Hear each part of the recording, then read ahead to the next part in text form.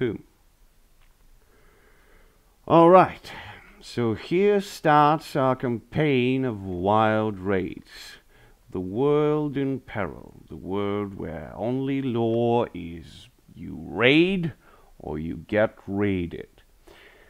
Our heroes, if you can call them that, stand on the wreckage of a freshly founded village that irritated our summoner Olive, who summoned a whole slew of various monsters, including, but not limited to, the Horde of Dijota, the weird creatures that are somehow sentient, even though not cultured in any way. They don't have any sophisticated armors, weapons, or anything, but they're quite good at being nasty and malicious. They managed to gain help from a very, very strong individual. He calls himself Celius the Gluttonous, a crazed barbarian who thrives on racks and pillaging. Destruction is his second nature, so he naturally joined this group of outlaws who wanted to fulfill the will of their guiding mechanism, the Olaf. So, you stand here on the wreck of this nice village, and I want to know, what time of year is it? I think we should roll, but if anyone has any immediate suggestions, by all means. We should roll. Let's roll it. Okay, so Maybe a D4. yes, designate yes, numbers. of course, of course. So 1 is spring, 2 is summer, 3 is autumn, 4 is winter. Let's see if you're lucky. Okay, it's spring, the windy season that has just started, and of course Olaf here, he thought that the freezing cold of the winter would be enough to keep pesky people from populating the land next to his cozy cave, but it wasn't. They still tried, failed at that at most, but they managed to survive long enough to irritate him up to the point of him wanting to destroy them completely.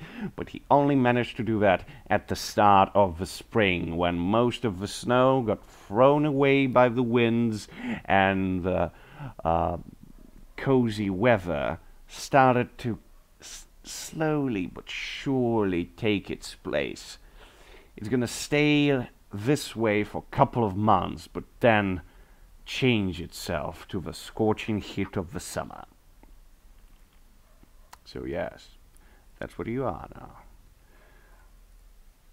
Yep. The Jota are just like running through every house, looking for like scraps of food. I think they've already picked away at most of the villagers, and they're just like running in and then running back to the center of the village and like stockpiling all the things that they're finding, whether it not be actual food or not. Mm-hmm. All right, all right. So yes, you are going through this burned out village, and you looking through the wreck, and what is Celius and Olaf are doing? The survivors, maybe? You Maybe looking like, for anybody who could survive, yes? Maybe under floorboards or in the top floor of the barn or something like that. Sure, sure. So, are you looking for survivors? Olaf, what are you doing? Well, after the destruction of this village, like I wrote, I think Olaf went to where they set up the big tent or the big house where like their village mayor or chieftain, whatever they it would call be it. it would be made out of wood building. Yeah. It's quite good. Basically, like if you want a layout of a village, like what's left of it, at this point it's only a husk of its previous existence. You see the brought down walls made of course, the same wood that occupied nearby forests.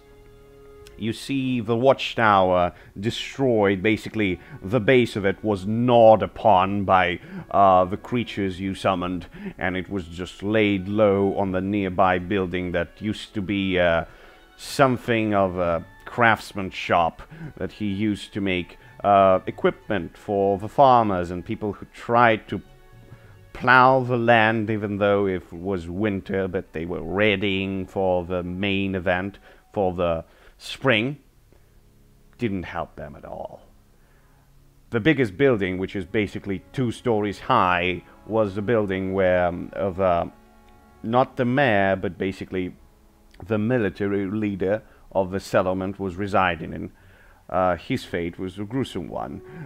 He met his demise under the paws of Vijota as he tried to defend this village. And of course, his warriors were quickly dispatched by mighty swings from Zilius and various creatures summoned by Olaf. Most of the people tried to either run or barricade themselves. Usually for the runners it wasn't that good. Jotas are good at running as well. And of course, hellish creatures do that as well. Even though some of them managed to make it to the forest, and you quite know they're not going to make it to the nearest city-state. No, They're even I don't go into the forest. Yeah. No. Either they're going to freeze to death, even though the spring is quite here, or they're gonna be eaten or destroyed by the creatures that start to reside in the spring.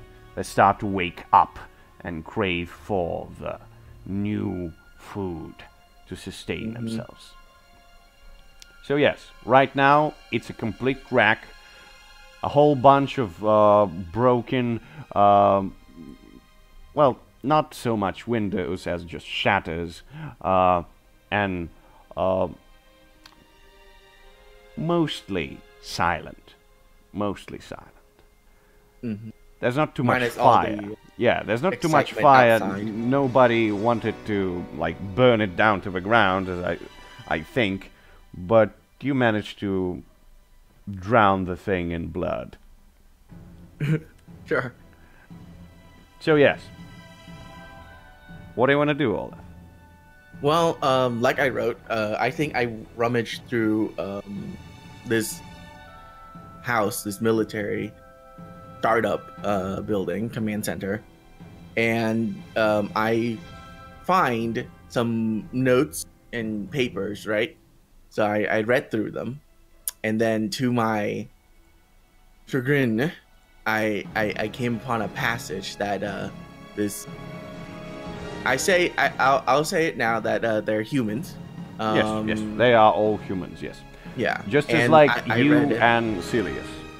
Yeah, and I read over these papers, and I noticed that the humans from the main city, the people who rule there, came up with a brilliant plan to settle in the we'll say eastern part of the world.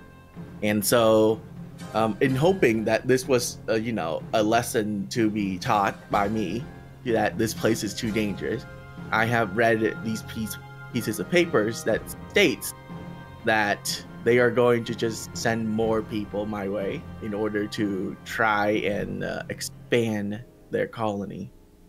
So they want to expand to the east, right there. Yeah. Yep. Okay. They want to get to the water, basically. Ah, to water? You mean right there through the mountains? Yes, they want to dig through the mountain for minerals and hopefully get through to the water. They have already expanded, these ways. It's much calmer and easier to do so, Okay. but they have this is the first endeavor that they are doing to expand eastward. And my time of peace in this cave by myself is now shattered because I have read that they are just gonna send more people, and I am not a dumb person. This news of this settlement is going to reach their ears, and the next caravan they send might not be just a couple of or one squad of guards. You know, it's gonna be more. They're just gonna send more and more until they finally settle, because I'm human. I know how tenacious these things are. Okay, good. So my plan is to go and destroy them first. So you want to These, destroy the like, caravans, yes? Yes. Good. I'm gonna travel westward, so I don't know how far along the eastern path we are, but I'm gonna travel towards the city, and hopefully, destroy them all. The V is the city, right? Yeah, V is the city. I hope. You are in the village. V is the village. Okay, so the city is somewhere over here. Maybe like somewhere closer right here. So let's. It's closer to the wall. Yeah. Let's establish that. So, first of all, like city-states. City-states are big shit. Like that's not your old village shit. So Yeah. we're gonna establish the borders, so to speak. So city-state number one. I hear there's a city-state in the nice beach over to the, the east. I'm just gonna establish just several city-states for people that are trying, like they're not as big or as good as those of the elves and the dwarves, but they do the job well enough. Yeah. They're a bit more dispersed and not as harsh, but yes, the humans are trying to expand. The closest ones that you know about are roughly in those directions. Yeah. And you can well damn be sure that they are trying to expand. So there's probably some villages from where you are at towards them in every direction. So maybe you're gonna encounter some caravans. Maybe you're gonna encounter some villages. Maybe you're gonna encounter something else in the forest. If you want to. It's like a day's walk or 2 days walk. How far away is it? Each square is a day. If you travel on foot. I'm in a house and looking through to find some treasure, but I'm only finding like really stuff that don't really have value. Yeah, I can hear something from the attic, like a small sound coming. That's a good question. Can you hear anything from the attic? So you want to find someone, yes? It's good. So I'm gonna say that yes, you find someone, but we're gonna establish who that is, and I want to ask you, who do you want to find?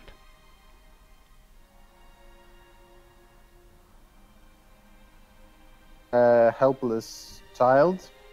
A helpless child. Good. Like guys that like really into your soul. Like what into your soul? Or her eyes. I'm not sure if it's a boy or a girl. Really, the eyes that pierce your soul. All right. So you want to find a small child. Good. So tell me a number from 1 to 4. 3. Yes? Yes? No? I still yes. I still can't hear you at times. But yes. Okay. 3. 3 is a number. Let's see if you're lucky. Yes, you are. Jesus. Yes, you damn are. So you find a small child that tries to hide itself on the attic, and you tell me, is it a boy, is it a girl? It's a boy. It's a boy. All right. That's a boy. He looks at you. There's a mix of emotions on his face. You can definitely see that his eyes are swollen with tears, but his teeth are gritted in anger. He wants to tear you apart, but he knows that he stands no chance. He tries to push himself even further into the attic, but there's no escape. The roof is not that good, but he would not be able to plunge through it. He's too weak for that. So, what do you want to do? You hear a call from below in the house. Celius, find food up there? Find food? You hear like the little scratching of the paws and the chicken legs on the wood floor below. Yes. It's not for you. It's Yeah, not you for hear you. like you hear the sound fade. All right. So the boy looks at you, Celius, and he says, "Just leave me. Just go. They won't find me. They won't find me. Just go, wherever you are." Together, boy, and take this stuff that I'm carrying, and you're gonna follow me, and you're gonna carry my stuff. You're just gonna die, so just follow me. So you want to convince a boy to follow you, even though you're covered in blood, completely, probably off your skin, of course. So yeah, let's see how it goes. Charisma. That's going to help you. Maybe not. We'll see. Wait, is this a? Oh. Could this be a parlay, or? Not really. Okay. So. What do I? How do I do it again? Oh yeah. You open your character sheet, and you click on the charisma, which is Cha. If you click on it, you roll it. It's as easy as that. Okay. That's a good start. Your first Mark roll XP? is Snake Eyes. Yes. If it's 6 or below, you mark XP. And something happens. In this case, of course, as you kind of try to convince the boy to do what you will, and you kind of conversing with him, you hear somewhere in the distance, you hear screams of pain, probably from people who reached the forest and something decided to feast on them. That frightens the boy completely, and he just sits there in shock. He just doesn't move at all. Nope. He just shakes. Okay, shoot yourself a little then, bit. and I'm going. Okay. You're going out. The Jota are completing their sweep, taking pieces of flesh remain from some people who have been killed by the wreckage of the village, taking the pieces of food, sacks of grain if they can. Of course, most of them are getting holes in them as they drag it, so they just try to eat it on their way there. Items and trinkets are also taken from the homes, and like there's just a big stockpile. Yeah. All right. So basically what you can gather from that would be around a couple of uses of adventuring gear. That's what you're looking for. Okay. Do we find any food other than like, bags of grain or whatever? Is there any food as well in the stockpile? Basically, the only food they managed to bring themselves is the dried out meats and of course some plants also dried out. Most of them are used for either chewing or eating straight up. Grain is there too, but you can well damn be sure it's not being raised around here, because they just started the village. Probably they took a couple of sacks of grain with them from whatever city they came from. Alright, so no edible food currently. I mean, you can eat dried meats, you can eat sacks of grain, what do you want to eat? Okay. How many uses of that do we have? Ah, you mean rations? Sure. Yeah. You would have around 4 rations, definitely. Okay. Cool. I'm just taking note of what the By all means. village has. Great. So, like the Jota just spend time, like, stockpile everything, and when that's over, you just let me know. Yes. Do we hear the screams as well? Yes, everybody hears them. Even Olaf, as he's rummaging through the notes and the diaries of the captain of this particular village. Mm-hmm. Olaf. I think one of the Jota like go running towards Olaf. Olaf or Olaf? Either. Yeah, either. Okay. One of them runs to you. It's not Sharpbeak, just one of the generic ones, and it goes, heard scream. Go hunting? More food? What do you think? I'm urinating. I just finished reading these documents, and I also heard the scream. I look down towards you, and I say, go, see what it is. Talk to Sharpbeak, I will. And he goes running off towards Sharpbeak, who's like standing on top of the pile in the center of town. Yeah. And trying to learn to count. Trying to count. Just like looking and like just picking at something, shaking it, throwing it away. You know, just, yeah, and then... like, that's food. Yeah. You know, it's funny, the horde does come with building material. Don't know how I really use it, but hey, we have it. Yeah, I'm sure you're gonna need that to establish some sort of base, unless you want to die from the elements, but yes. But it's spring. It's nice and calm. And rainy. It's windy. It's definitely windy. It's windy, yeah. So, you know, the little one goes like chirping to Sharpbeak, and they have a short conversation, and then the generic one goes running out towards the general direction of the screams. Good.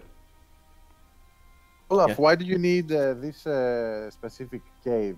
What is so special about it? Suddenly, Silius comes up to Olaf. Well, here's what happens. One of the Jota runs off, and I gather up all the documents, put it into the folders or folder, and string tie it, and then put it into my pack. Good. To keep it, you know, till I can come back to it if I need to. Yeah. And on my way out, I run into Silius, and that's what it says. Yep. I respond by saying, you stand there among several bodies of mutilated, partially eaten by the Jotas. Yeah, it's cozy. yeah. I say, it's not about the cave. It's about the quiet, the peace that I once had. And then for months on end, all I heard throughout day and night were hammers on wood on nail. Do you know how irritating that can be? And you kind of get a flashback of just like you trying to put one spell to use, and then you shattered by the scream, Timber! And it's just like, fuck! Yeah, that's what you remember. I shudder. A shiver runs down my spine. And it's like, ugh. I found even worse news. They are going to send more caravans this way. My days of peace is no more. But I have a plan. We What's your plan? shall venture forth towards one of this city, and we will destroy it. With no more humans, no more cities. They will have no more plans to expand. And thus, I can regain peace. City. Well, of course. Whole cities.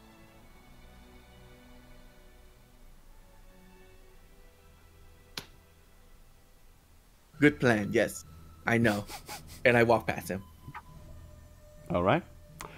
So, meanwhile, the small Jota that runs towards the screams finds himself in a newly woken up forest that's full of wind and nice things, and of course, he sees as one of the plants there basically torn a young girl in two parts, and now puts her remains next to its roots, probably in order to gain some substance.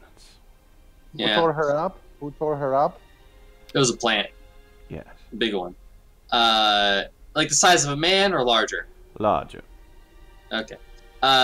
Yeah, after seeing that, the Jota turns on its heels and goes running back. Yep. Yep, simple as that. Meanwhile, back at base, after everything has been accounted for, Sharp Beak says, "Tunnels! Many tunnels! This new home! Dig now!" And all of the Jota start, like, just, you know, cartoon dog digging into the ground. Okay. They start digging into the ground. So, we'll get to what you roll to do that. But, Olaf, Yes. what do you do? Like, you already got the notes, you already got your plan, so to speak. What do you want to do now? You see the Jotas are starting to dig around. Yeah, well, they do all sorts of things. I'm particularly chill at the moment, you know, staring into the distance and like gauging like the amount of You mostly see the trees.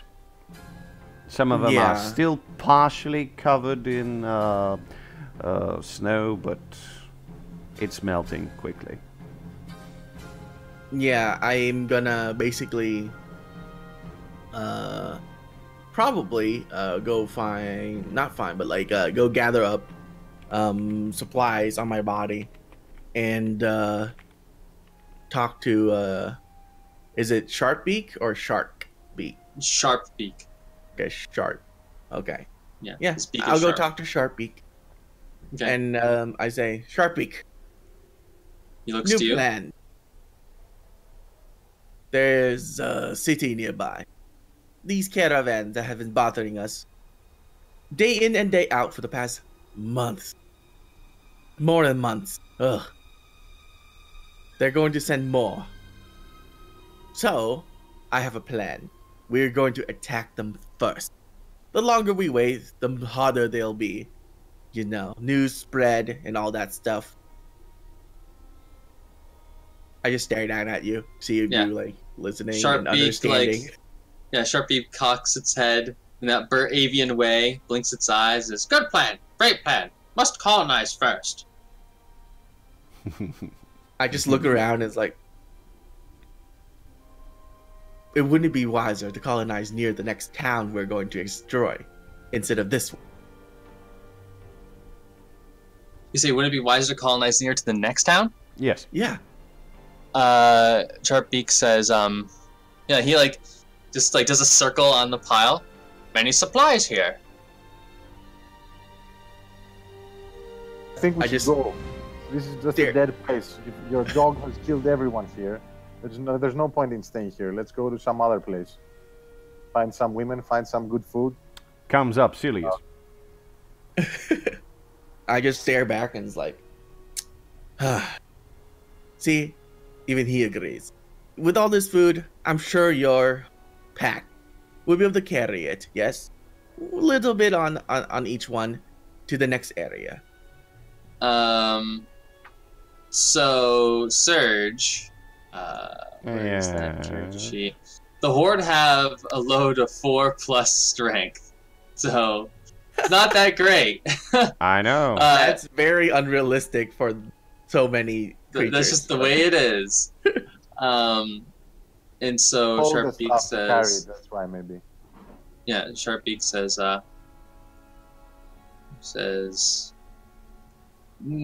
what would he say? He'd say, no bags, no arms, only carry essentials, not strong. Then essentials we will just need. Food, supplies for us to set up a new outpost and encampment. Yeah. And that should be. Sharpbeak says, He picks at the refuse some of the trinkets within the pile, and he throws you the adventuring gear that's within. You have 2 uses. Okay. Yep. Because you can't carry them. And the rations he could carry. Okay. And the building material he's already carrying. Great. I'm just making sure everything's accounted for. He throws you the items and says, if you think a good place to make home is over there, I trust you. Jota! Ah! He makes like the falcon screech. And they all kind of look up from from their burrows. Good. With me, we go. Okay. More to hunt, they more to stop feed. digging. Yeah, they stop digging immediately, even though they tried to dig up almost like 2 feet in the ground. But they're just like, nah, we're going. Yeah. So they gather up. They form around the sharp beak. And you see them mostly just occupy the space around the pile that he stands upon. And of course, you, Celius, you see there's a whole bunch of them. Like, at least 30. So yeah. Yep, Sharpbeak walks down the pile, and one of the Jota goes to you, Celius, and it says, it says, heard you talk. Where's food in house? It like looks about you, like seeing what you have on you. Get anything interesting from the house. But you're talking probably about that boy I was speaking to, right? Boy. All of them start like saying that word, and Sharpbeak says, quiet! Human boy? Come out, or is he still shaking in fear in the attic?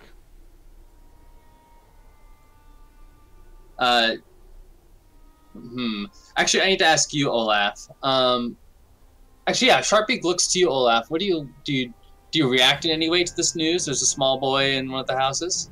I don't know. What is he like? I know Olaf left, so.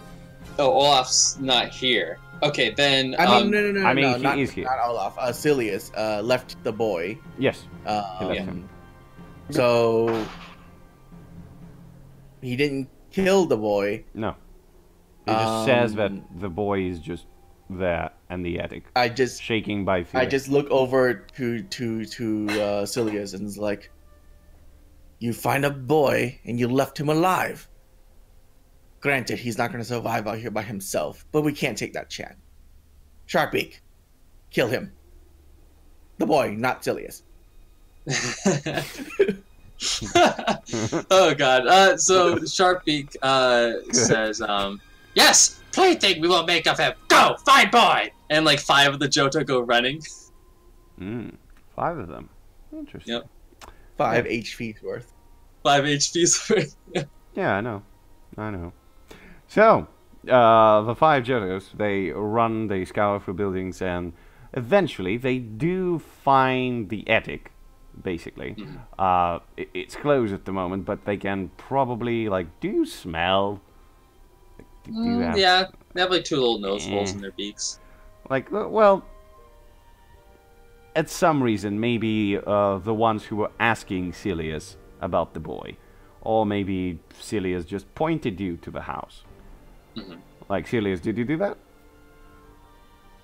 I wouldn't really care about the boy, no. I mean, it was a moment of weakness when he looked into my eyes, but after he didn't want to come with me, I don't really care about him.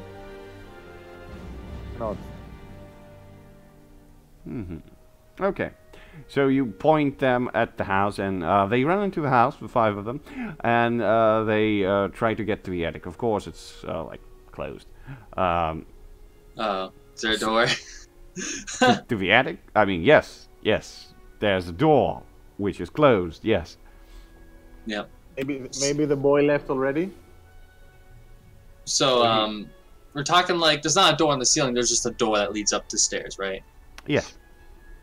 Yeah. I think the Jota spend a while like trying to, like pull the door open, turn the handle, claw at it. Doesn't really help. It looks like it's like closed shut. Okay.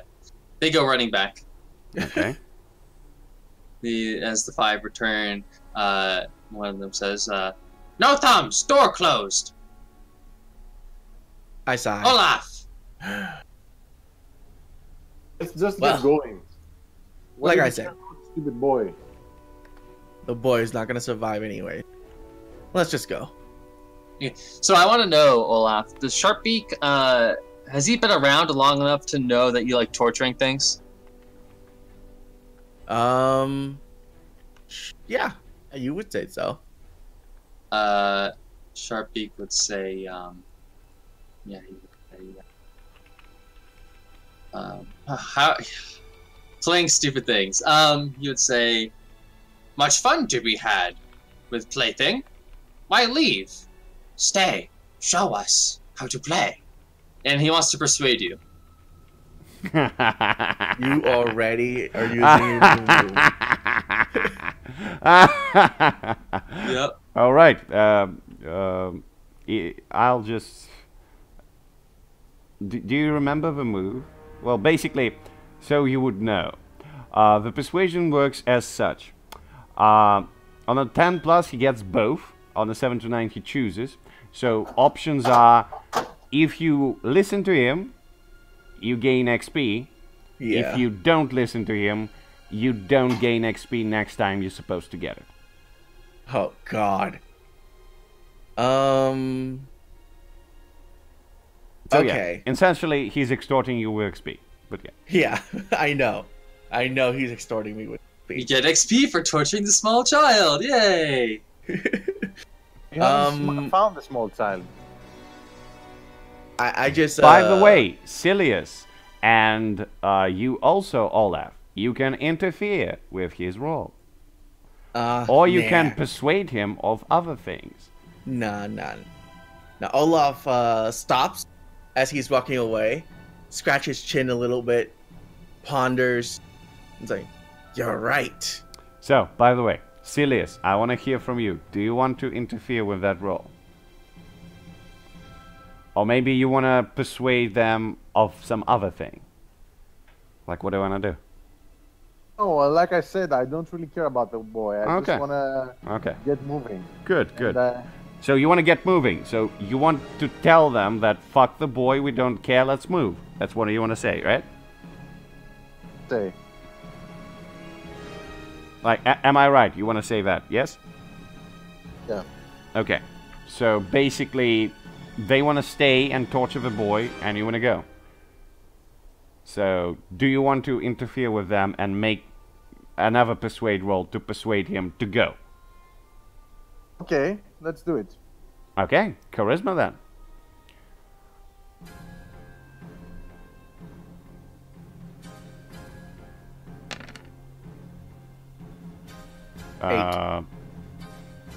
Okay, so you rolled 2 times. Okay, good. So 8. I double Yes. clicked. So you choose. Either if he listens to you, he gets XP, or if he doesn't listen to you, he doesn't get the XP next time he's supposed to. Carrot or the stick, your choice. I can choose if he listens to me or not. No. You choose if he listens to you, he gets the XP, he gets a bonus. Or you can choose if he doesn't listen to you, he loses XP. Like next time he's supposed to get it, he won't get it. He listens to me then. No. It's not how it works. Once again, you choose whether or not if he listens to you, he gets XP, or if he doesn't listen to you, he doesn't get the XP. Okay, I get it. Well, if he he listens to me, he gets the XP. Good. So yes, Silius, what do you say to him exactly? Like, he's stopping. He wants to spend more time. But what do you say to him to persuade him to just forget about it?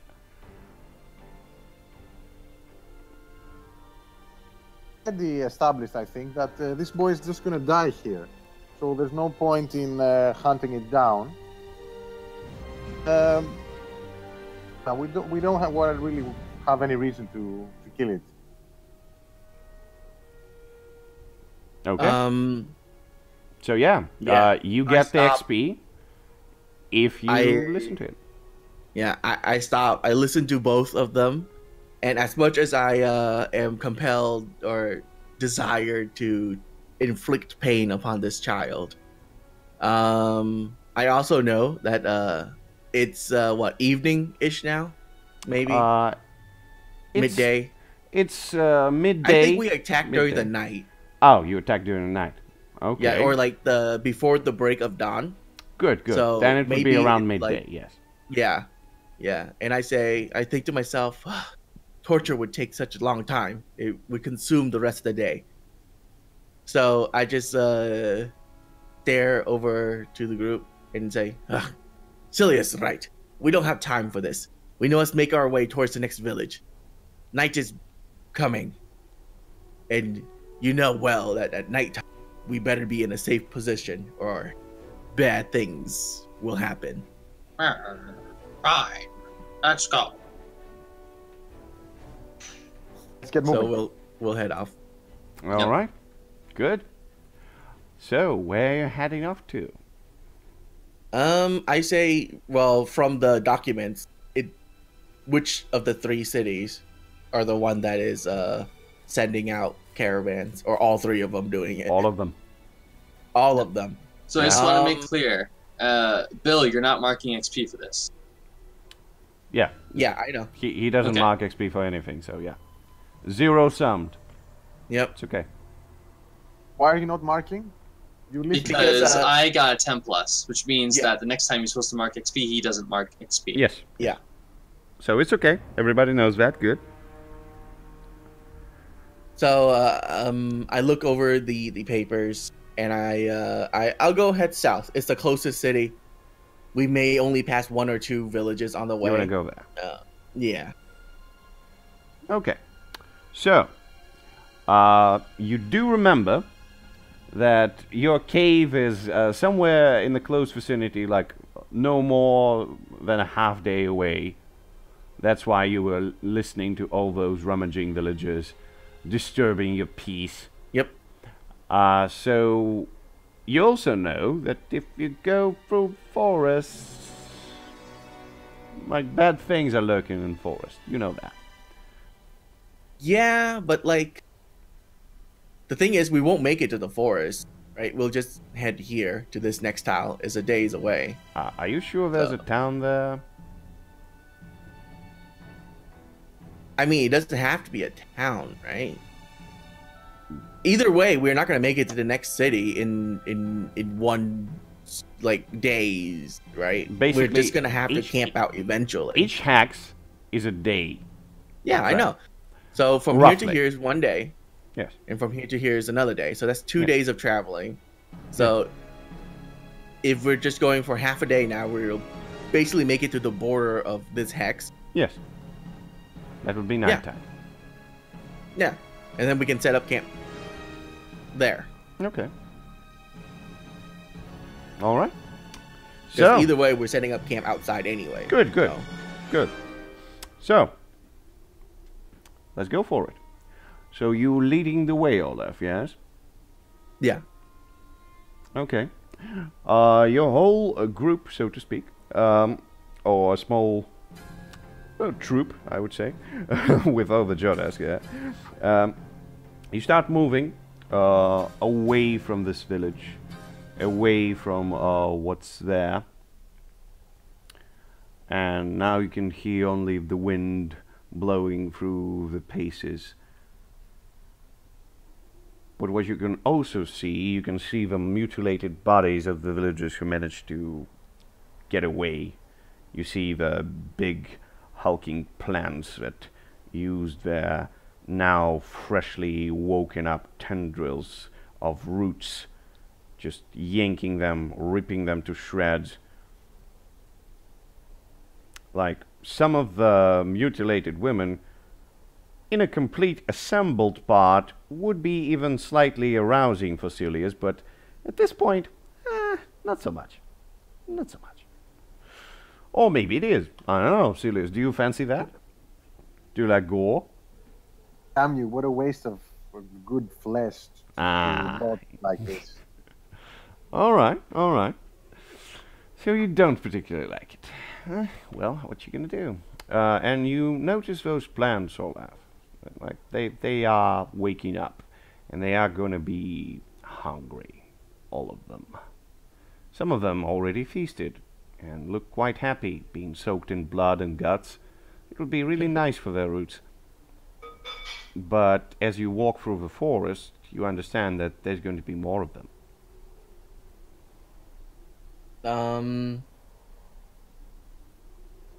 So how do you want to do it? I mean, we've been living in the wilderness for some time now, so it's not like we're terrified of it. Okay. I mean, he was living in cautious. his secluded cave, and you were living among some of the villages, so...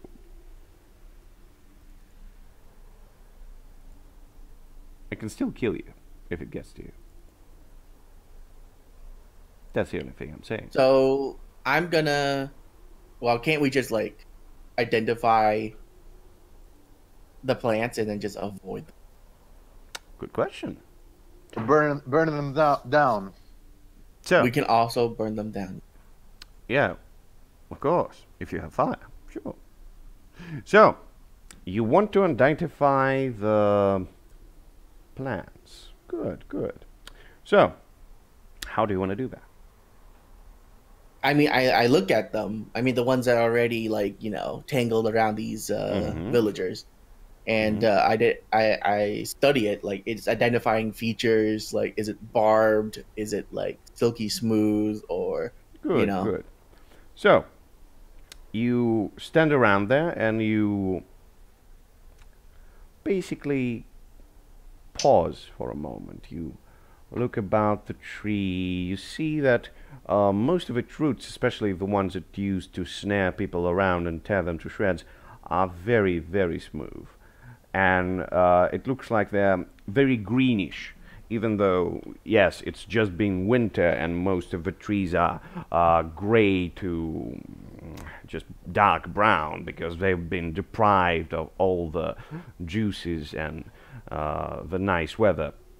But those new roots that they used to ensnare, and probably they're ensnaring just by growing themselves along the victim, and then they're starting to just pull, and most of the time they pull in different directions. So that's why they've been torn to shreds. So you look at that and you understand that, hey, those trees have very, very fast growing roots.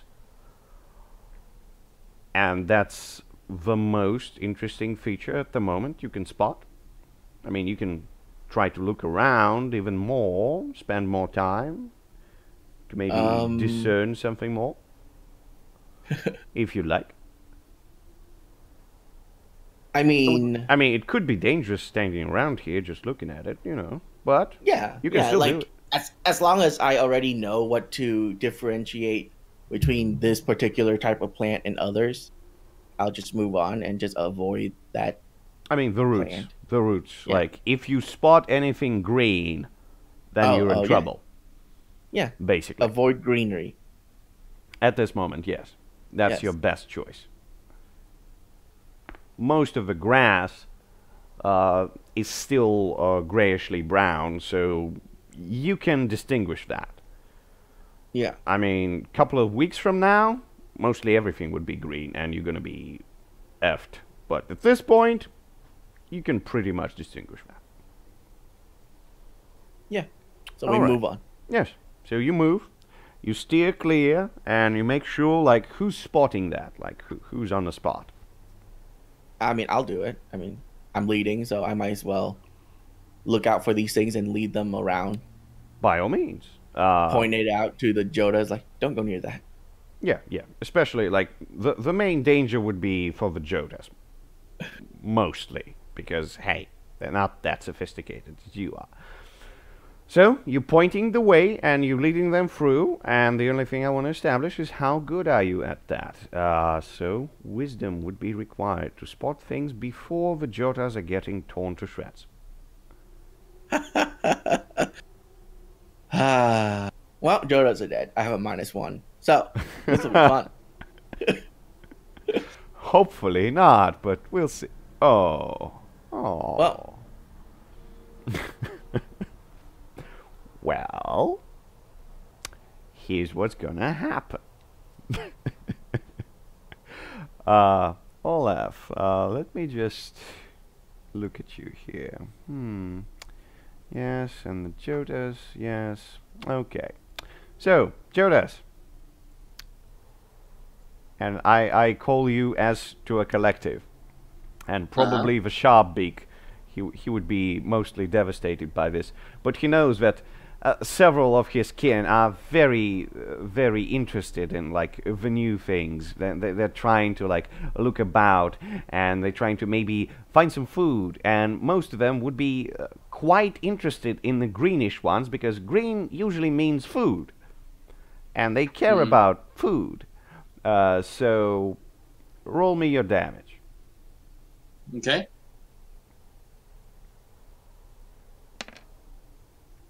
Four of your kin would be unfortunate enough to get snared by those greenish things and fortunately torn to shreds. Well, basically, for them it would be mostly not torn but squished.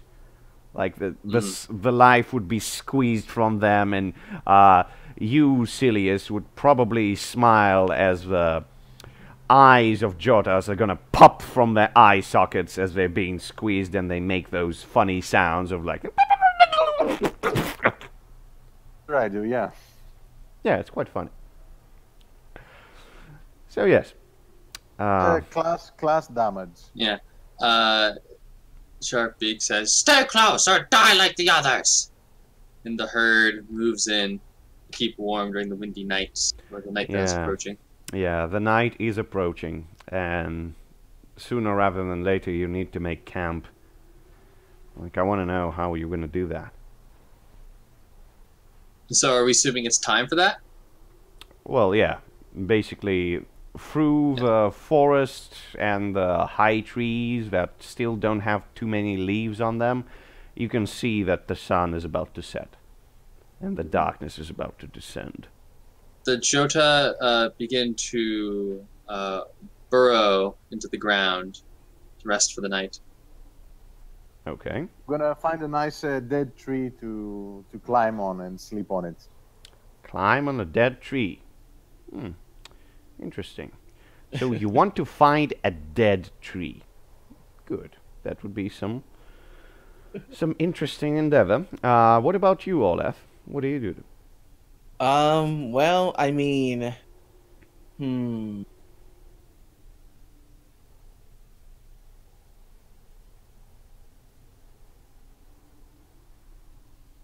Yes. Okay, I'm gonna give you a couple of moments to think while I ask the Jotas of, like, how are you digging? Like, are you just taking your time? You're just making sure everything is good and proper? Yeah, like, we take shifts, but the idea is that not every Jota is going to have his own burrow. There's going to be one big one, where we'll all kind of bundle together for warmth. Good choice. Good choice. So, all right. And somebody is going to take shifts, you say? For the digging process, yeah. Yes. Like, yes. we're not going to have one Jota dig the tunnel for the pack. Good, right? Good. Nice one. So yes, Silius, how are you looking for dead trees? Just looking around to find some trees that don't have these green leaves that make them alive. So. Oh, I mean, you talking about green roots, right? You're looking for a tree that does not have green roots, yes? Exactly, yeah. Uh-huh. Okay. Okay, you're looking for a tree that does not have green roots. Well, most of the trees do not have green roots around here. So, you go to the first one? Yeah, why not? I find like a nice one with like a big branch where I can lie on. Mm-hmm. Just climb on it. Mm-hmm. And just make sure the branch is stable. Wait, I have a question. Mm-hmm. I gotta pause this for a second. Sure. What about the barbarian's race move? I think he changed that. Look at...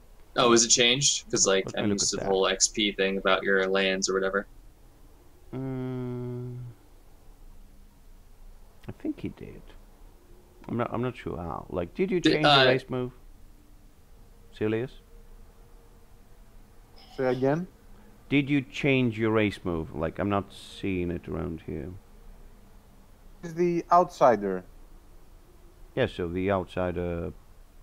Yeah, that's Did the you one change where you it? ask him about his homeland. Yeah, did you change it? Yes, no? Because I don't see it on your character sheet at the moment. Maybe I didn't add it, but That's a thing.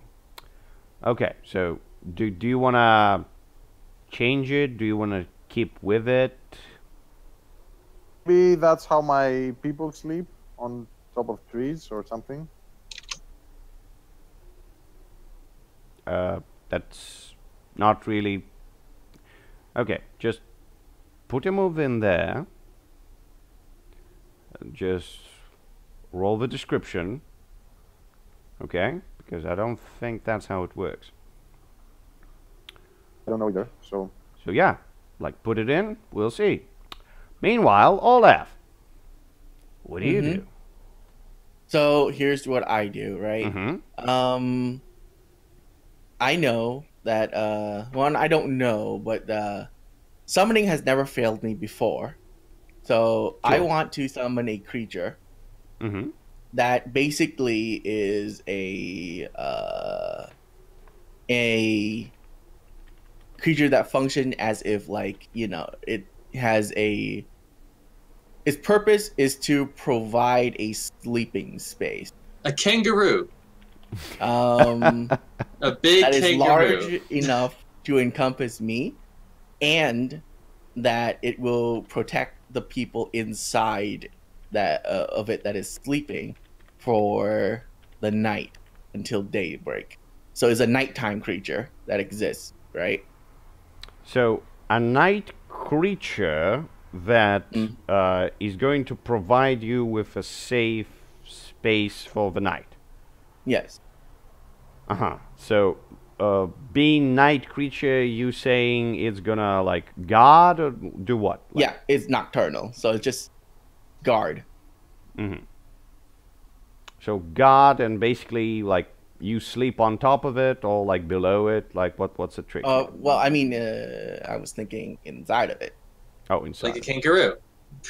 Either it has like a giant kangaroo pouch that I can just climb in and, like, you know, snuggle myself in, or it's literally like a creature that is of large size or whatever that just opens its mouth and I crawl inside, and it has like a its back, it's like a clear but like a protective film, and the bottom of it is basically you know, its body, right? So the bottom is body, and it has a clear squishy gelatin like dome on top that can basically take in the minuscule light that is at night, and it's a lizard or something like that. I don't know. The creature's up to you, but that's what I imagine it to be. So it provide a sleeping space that could fit me somehow. You know, Sure. It doesn't matter what it is, and it's nocturnal. I get what you're aiming for. Yeah. Good. If I can't put all that into one roll, I'll summon multiple creatures to do it. But I mean, let's one start. to provide the sleeping. Yeah, one let's start from the sleeping, right? let's start from essentials. Sleeping. Yeah. Let's do that. So this creature is all about providing a sleeping space, I guess. Yes, sleeping Let's space go with for that. Olaf. Yes, good.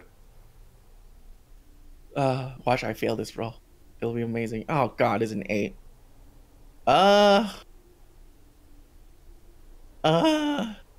Yes. Yes. Well, what's the point if I don't pick? It's perfect for the job, goddammit. But but then I have to goddamn convince this damn thing to let me like sleep in it. No, it'll just fulfill its purpose and leave. It's not perfect, but it will still provide a sleeping spot. Okay. All right. You are like basically. How does it look when you open? You basically open the portal on the other side. You call beyond the black gates. Like how does it look? So when I do it, Yeah. basically, I put out my hand in front of me and like a swirl of like just you can see almost like the darkness around just warps inward into like a little swirl, and then the swirl grows bigger until it's big enough for the creature of that size to step through, or whatever size creature to step through, and that's basically it. So it's not really a dark color. It's just basically like, you know, that like weird warp in space and air. Okay. So the swirl of darkness that warps space itself. No, not. It doesn't have a color, but it's just like, you know, because it's nighttime, so it's dark, right? But if it's in daylight, you just see like this weird, like bend in the air that swirls inward. Okay. Swirl of reality, basically. Yeah, basically. Okay. Good. So you swirl the reality, and outwards crawls out a giant snake. An anaconda-like thing that basically starts coiling around you to provide you with a good night's sleep. Okay. I mean, as long as I can, like, as long as it's a good night's sleep, right? Yeah. Yeah, I mean, okay. it would try.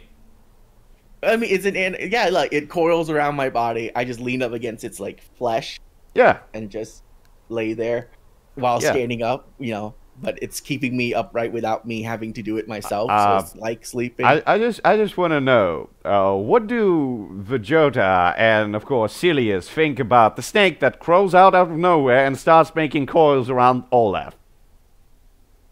Well, Silius is completely in shock and awe of what's going on around here. All right. What about Vegeta? Like, so we've been around. We were summoned, right? Yes, you were. By Olaf.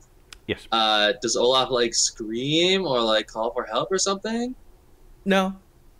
I mean, Yeah. it doesn't hurt or anything, right? It's just a soft. I mean, not hurting, no. Like, if it's gonna squeeze you a little bit more, you're gonna die, Yeah, but obviously. no, not hurting at the moment. The Jota keep their distance, but they don't really like try to swarm the snake. Or Like, they slightly change the position of their digging, slightly. yeah. To move it away a little bit. Uh-huh. Yeah, it's just like, And I do know that this thing is nocturnal and it'll keep guard, somewhat keep guard I mean, it for would the night. do something. Okay. Like, you know.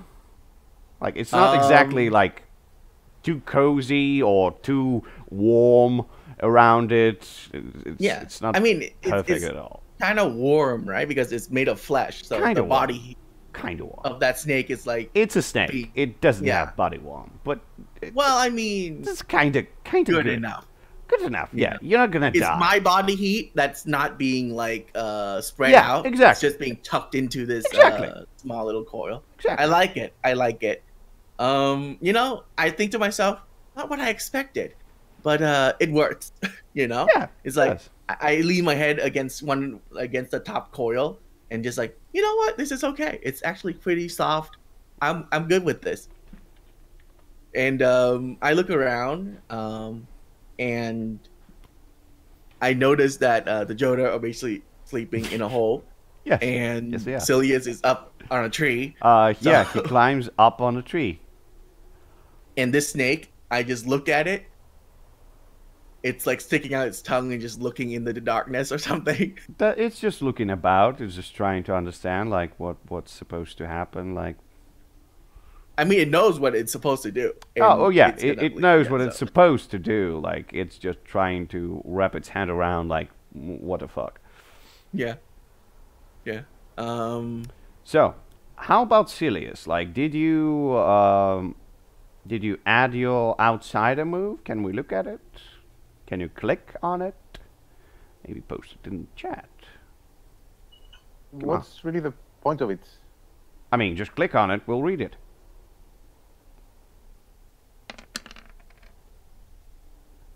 Okay.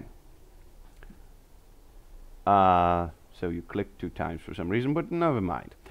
So you remove the rolling from it. I'll just help you a little bit. So this is supposed to be like without any rolls. Okay, so how do you do that? I just clicked off the rolling part. Like you can see it, you can click it on and off. So yes, you may be an elf, a dwarf, a halfling or human, but you and your people are not from around here. Yes, the crazy people are not really from around anywhere. At the beginning of this session, the GM will ask you something about your homeland, why you left, or what you left behind. If you answer, you mark XP. Okay, good. So, we'll start from essentials. Why did you leave? Why did you decide to throw away the shackles of humanity and become a complete and utter barbarian?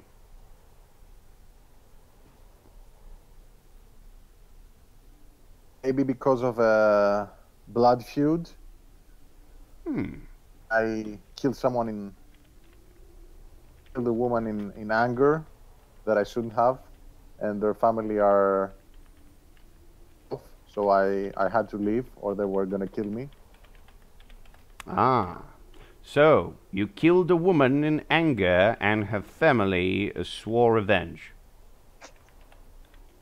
Yes?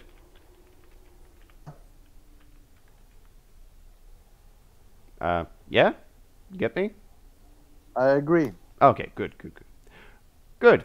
Mark XP for I that. think I'm gonna have to buy a microphone for next time, because I don't think it's working really well. You can just switch to push to talk or just lower the threshold for Discord picking up your voice, because when you talk aloud, I hear you quite good. It's just sometimes it doesn't register, I guess. So yeah, good. You mark XP. You are on the branch of a tree. So, everybody would like to go to sleep, yes? Yes. Okay. I take it nobody's taking watch. I mean, the snake is. I mean, kinda, yes. Snake is.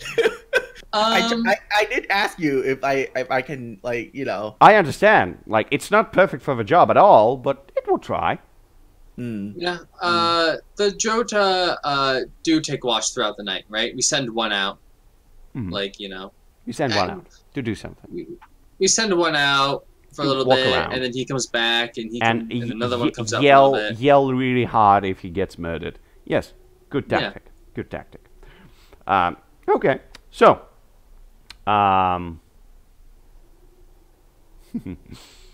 Silius, I'm gonna need you to roll 2 things.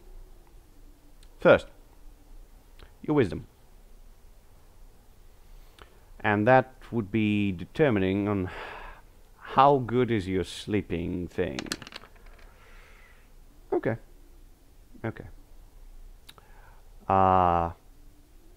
Actually, I just want to say, there's no campfire, right? No. No one's. Yeah, so we don't send any of the Jota out because we don't have dark vision or anything like that. Oh, so you don't. So- Good to No. know. Good to know. But one of them is waking up like in the burrow. So if something is like making noise about us, it could like shriek or something. Oh, sure. Yeah, By we can start thrashing. all means. So, first unfortunate thing is that, Silius, you didn't pay too much attention to where you're sleeping. You didn't try to discern whether it's good or not. You didn't try to hit it, to do anything. You just found a good tree with a good big branch on top of it. And that's where you are. And next thing, we'll get to it if you survive what comes next. What comes next is quite simple. You feel that your legs are getting tangled in roots. And you immediately understand that that's roots. That's definitely roots. Like, nothing in the night would, like, do that if it weren't a tree. And you are jolted awake as you are basically being dragged to the ground, and you start falling, and that's what wakes you, the falling part. So what do you do in a matter between seconds?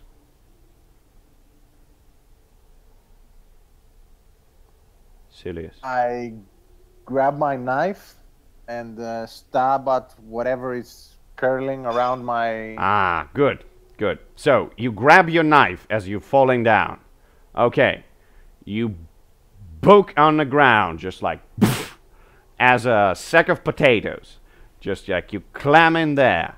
And I wouldn't say it hurts too much, just a little bit, just to make you feel it.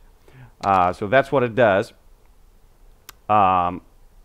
You chiming down, you feel the pain, and then you kind of feel that it's dragging you, because, newsflash, through the big trees and without any fire, you're practically blind. There's just darkness there. And you try to slash at your feet that's being tangled with the roots, and you can do hack and slash for that, because it can fight back. Alright. Do your damage.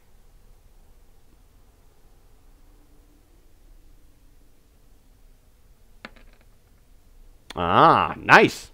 So, you yank at one of the roots, you slash it out, you feel the release on your legs, and then you feel that another root basically twists your wrist that held the knife, and it's just being thrown about.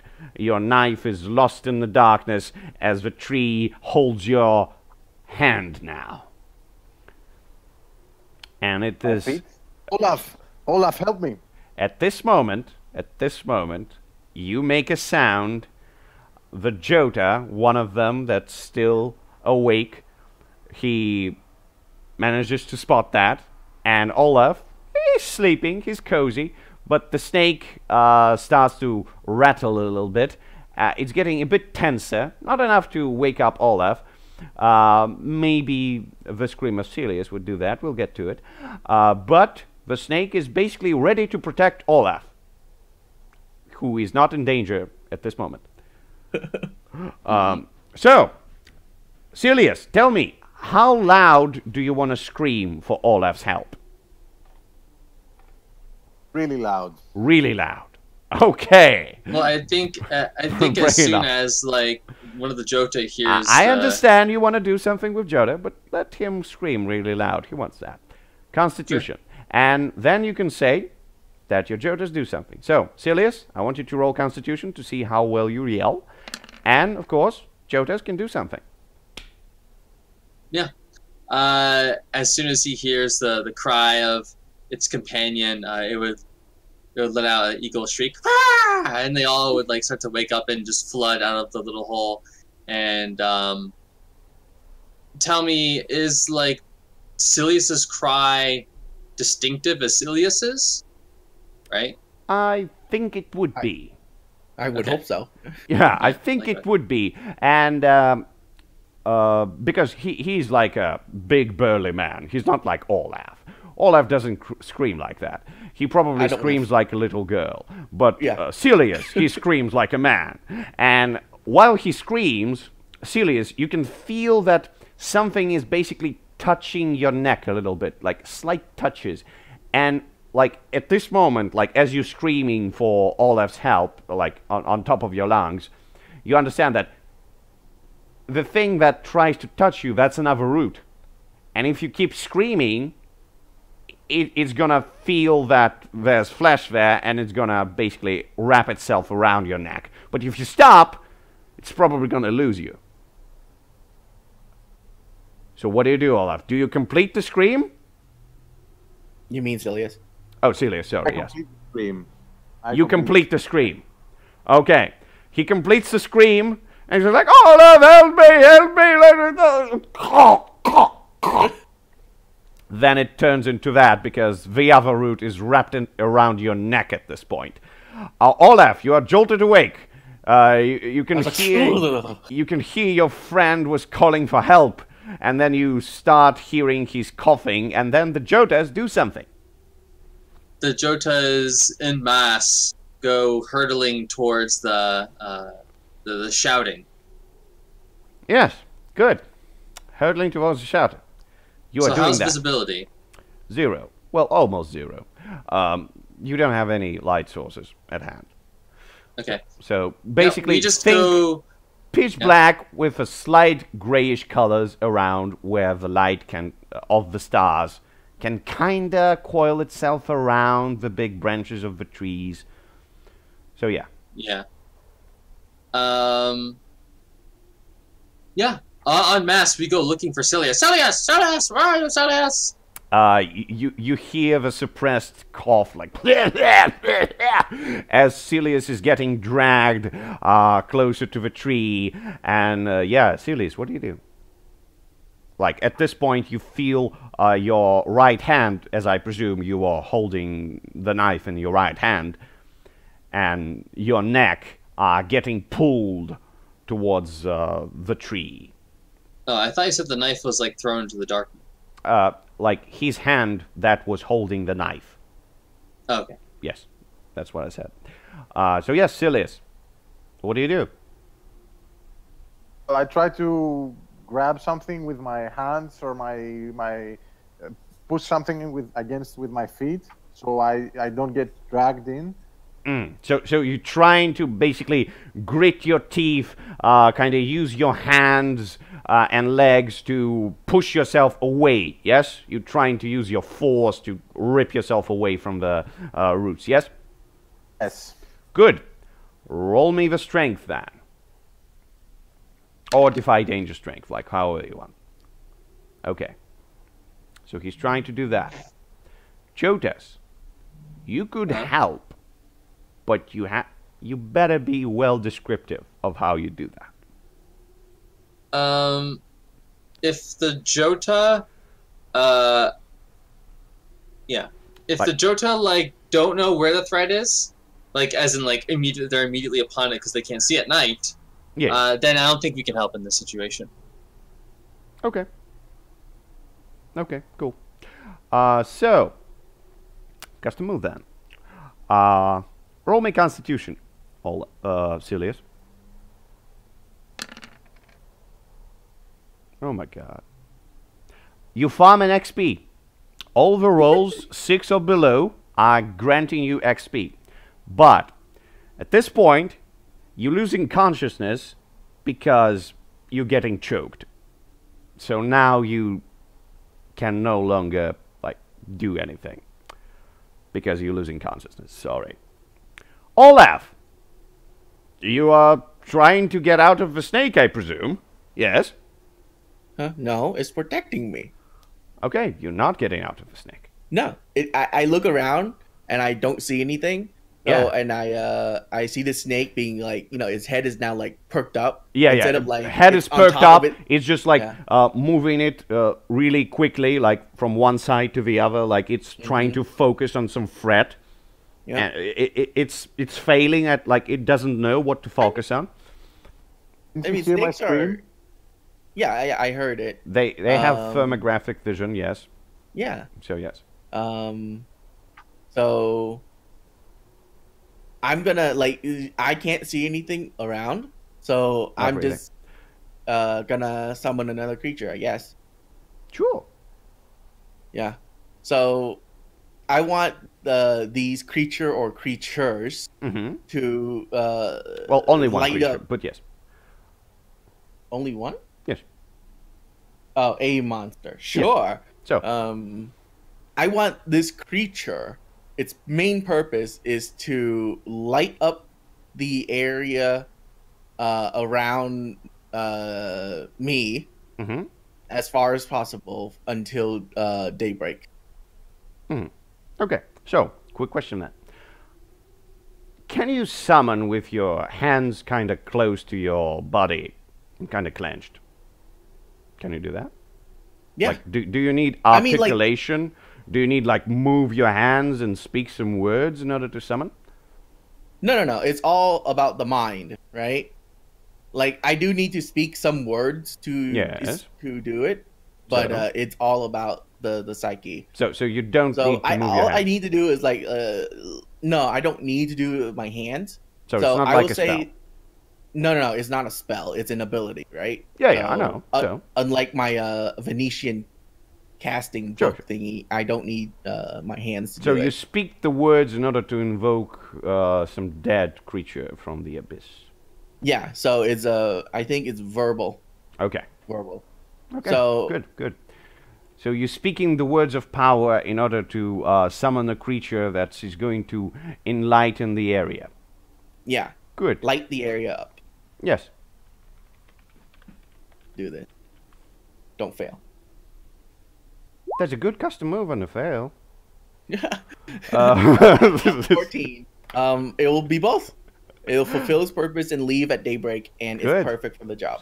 Good. So, you summon a giant bug that is illuminating the area around like 15 meters around you. Like Yeah. it comes out of this swirling place and it just kind of manifests itself around, basically almost on top of where Silius, or now unconscious Silius, who's about to get eaten, is dragged towards the tree, and you can see now his body is in a completely unnatural position as the roots are kind of tangling between his legs and arms, and it starts to pull them in different directions. He's about to be torn to shreds. Yeah. So I see that. Like, oh my god. Yeah, and Jotas see that as well. Yes, and cue the Zerg music as the Jota dogpile onto the plant thing and tear it to shreds. Ah, you want to dogpile on a tree that's larger than a human being and do what? And tear it to shreds. Ah, you want to tear the shreds with what? With our beaks and claws. Ah, beaks and claws. Beaks and claws, beaks and claws. That would be a bit difficult. Like, it's not exactly more particularly, chopping we're attacking whatever it is that is attacking Phileas. Oh, and yeah. that Yes. we're gonna start with the vines, and then if like Ah, you're gonna start with the mine. Okay, yeah, that's better sounding. That's better sounding. Illuminating creature by any chance also flammable? I was about to ask You that. want to Is it, check like, that? Is it? I mean, I look up. Like, is it flying or is it on the ground moving? It's a giant bug that's it doesn't fly.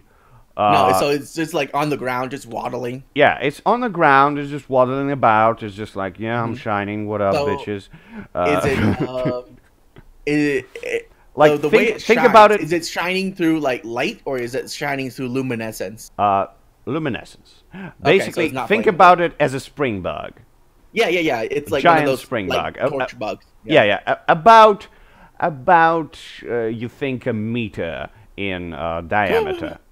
So Yeah. it's a big. So I big imagine guy. it is like this giant bug with this glowing ass, and it's just like sticking its ass up into the air and just like shining this bright light all over the area. Yep, pretty much. And it's just like, oh, wow, you can see suddenly. And yeah, the Jotas are trying to attack the vines.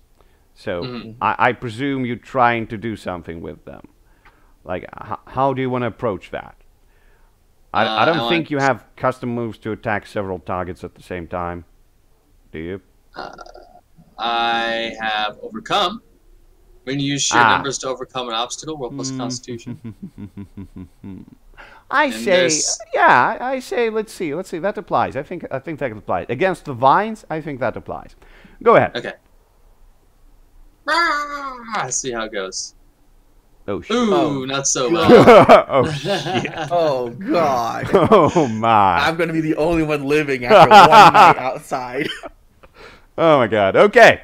Okay, so, what happens is, the Jotas are jumping at the vines, they're just like tearing them to shreds and stuff like this, and one of them manages to snap the vine that's currently choking Silius, and like what happens to a person who was choking on his artery, he jolted awake in a moment's notice, but, and I'm gonna make it a bit harsher on you, Jotas, sorry, but I'm going to ask you to roll 2d6.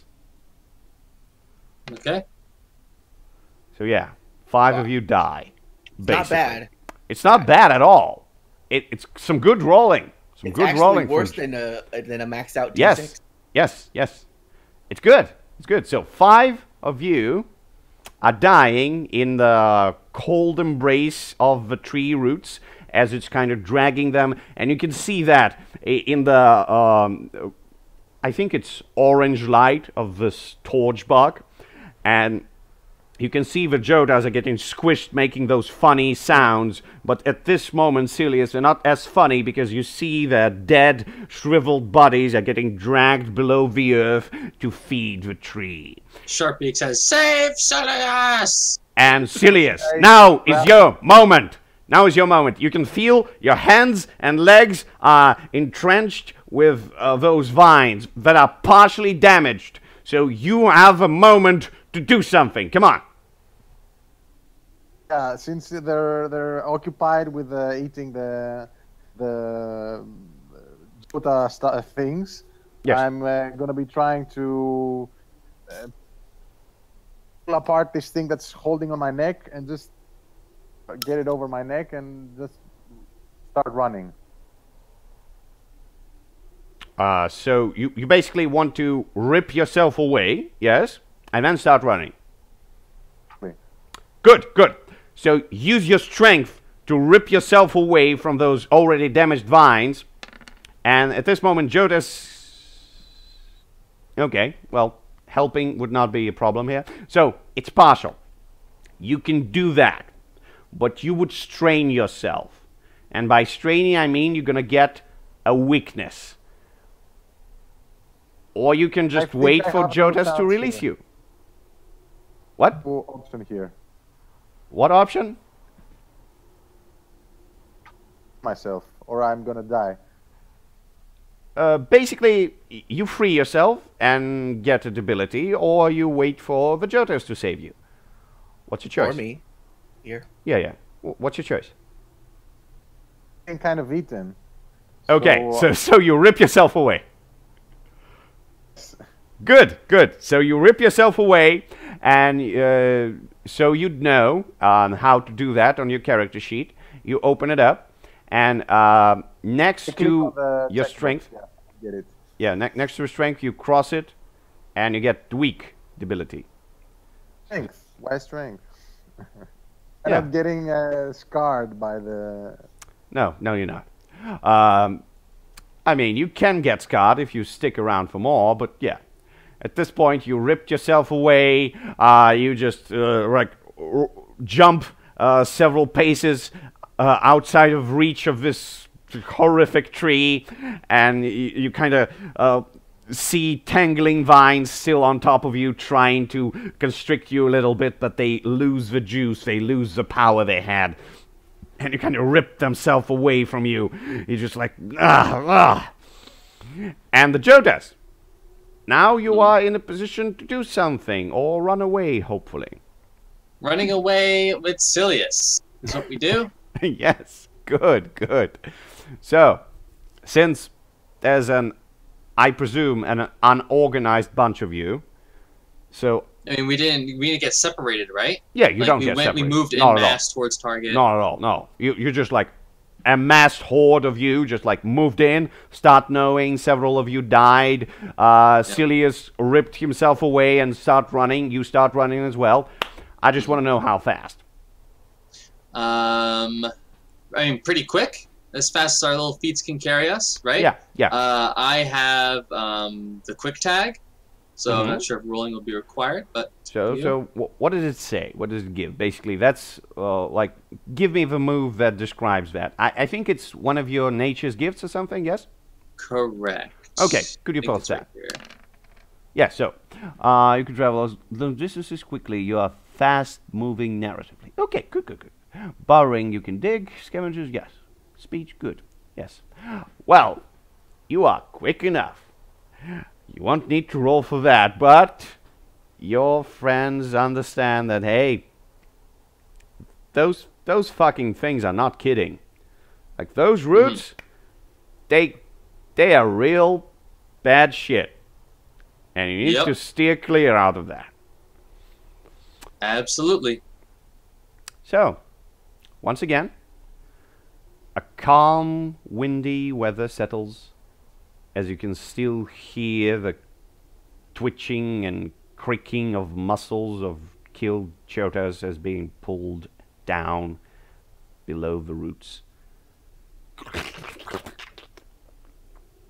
Then it kind of falls to complete silence. Sharp Beak says, "Get into hall. We rest for the night." And then we scurry away. Yeah, so Silius. How do you like that? What do you want to do next? Okay. I think I'm gonna hang around the snake thingy. Around the snake thingy? Well, the snake thingy doesn't really like you. I don't think I specified that it shouldn't attack or protect me from you guys. Yes. So yes. if you go near it, it's going to attack you. So you kind of feel that as you're approaching the snake, like its head immediately turns to you and it starts like sliving your its tongue to you, like. Okay, I'm not going near that then. Probably I'm just gonna. Do you want to jump in the hole with the Jotas? And the hole is wide enough for the Jotas. I don't think it's wide enough for a big burly man. There's a giant light bug now. You can just hug it out. You know, sleep next to it. Wake, you know, just keep watch. So basically, what do you want to do now? Keep awake. Keep awake. I almost died here. Yes, you are. And I think the adrenaline is pumping. Yes, it does. So I don't think I can really get some sleep. Well, around how long I'm just going to tell you right here and now, adrenaline is going to be in your body for around 15 minutes. After that, the fatigue is going to hit you. So, you want to stay awake, yes? I'm going to stay awake. Okay. Tell me how you want to do that. Yeah. Around the lighted area, axe in hand, and just shitting my pants of what just happened. Mm-hmm. If it's still early in the night, adrenaline, like you said, is gonna calm down, and I'm just gonna doze off, and without realizing it, I'm just gonna fall and sleep. Fall and sleep. Okay. Good. Good. Fall and sleep. So, the night comes to pass, and the sun is slowly getting above, and of course, the night is relatively cold, so... Not for me. I know, and not for Jotas, but, Silius, roll me Constitution.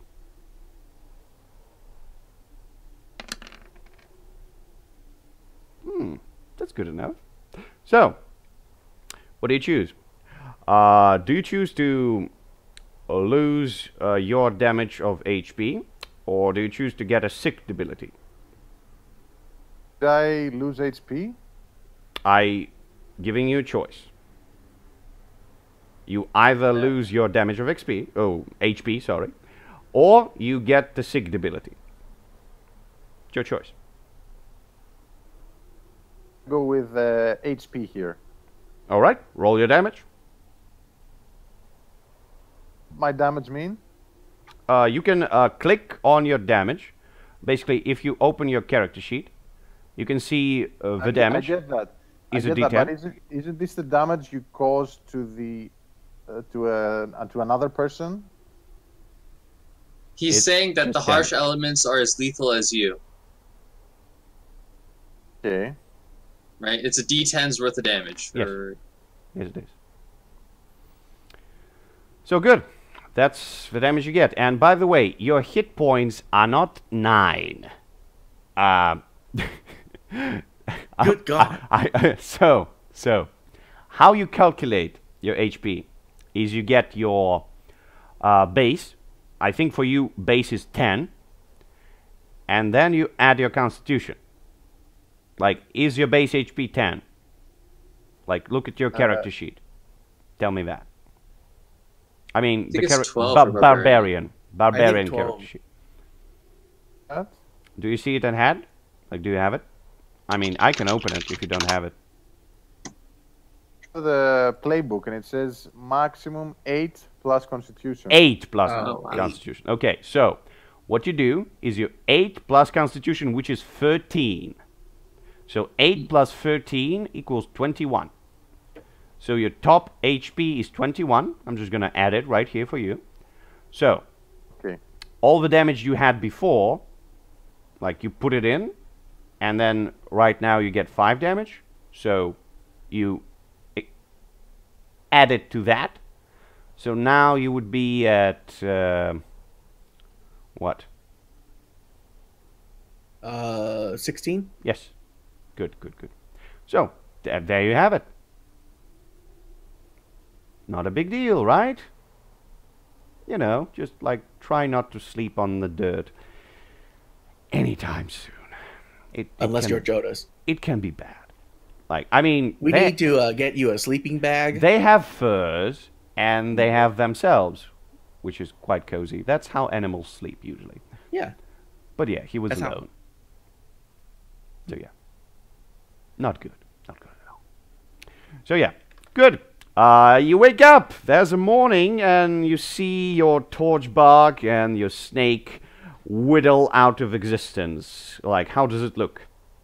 I don't know. Like when it says it quote unquote leaves, it's leaving it up to a lot of guesswork. What does it mean by it leaves? Is it like disappear out of existent leaves, or does it just literally leave physically like somewhere else? I think it goes back, basically. It goes beyond.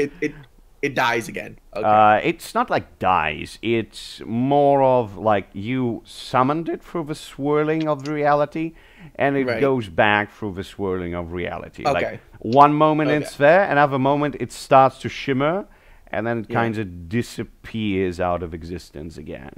Okay, so if I pick the leave option, they just disappears. Got it. Just a noted thing for the future.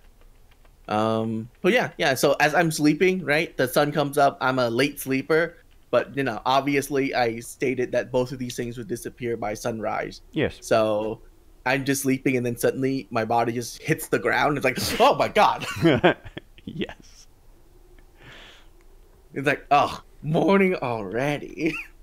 At this point, Sharp Beak would be getting the horde out of the burrow, and he'd approach you, shake the dust out of his mane, and he'd say, "How close are we to settle time?"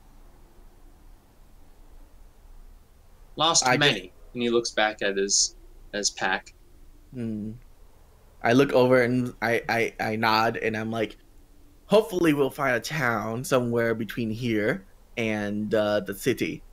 But we should be able to settle within a day's time, at most. Basically, you're around here, like on the brink of 2 hexes. Yeah. So what I want is like, not if we're traveling a day, we're gonna get here.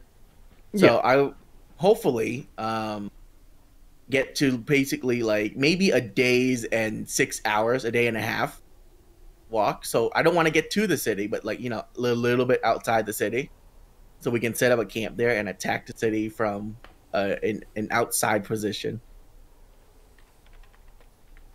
right? Yeah. So that's what. So I'm gonna say, yeah. Basically, I'm gonna tell you exactly that. Is a days and a half away from us. At most, a days and a half at most away. At least a days away from permanent, quote unquote, temporary permanent settlement. Is your race only regen at a settlement that you set up? You can't just sleep? Yes. Okay. Basically, in order, like, each of them is 1 HP. Like, they can't, like, eat their way back to HP. They need to multiply. In order for that, they need a settlement that they established. They colonized that. So, yes. That's harsh. I mean, it is harsh, but... What? Terrain around here? I think that's a desert. We'll get to it. Well, we'll get to it. Don't worry. Is that a desert? I thought this was desert, and this that's is beach. Don't worry about that. Don't worry about that. We'll get there if you want to get there. Like, if you want to get there, sure, we'll get there, and I'll explain it to you. But before that, don't worry about it. We don't want to go there.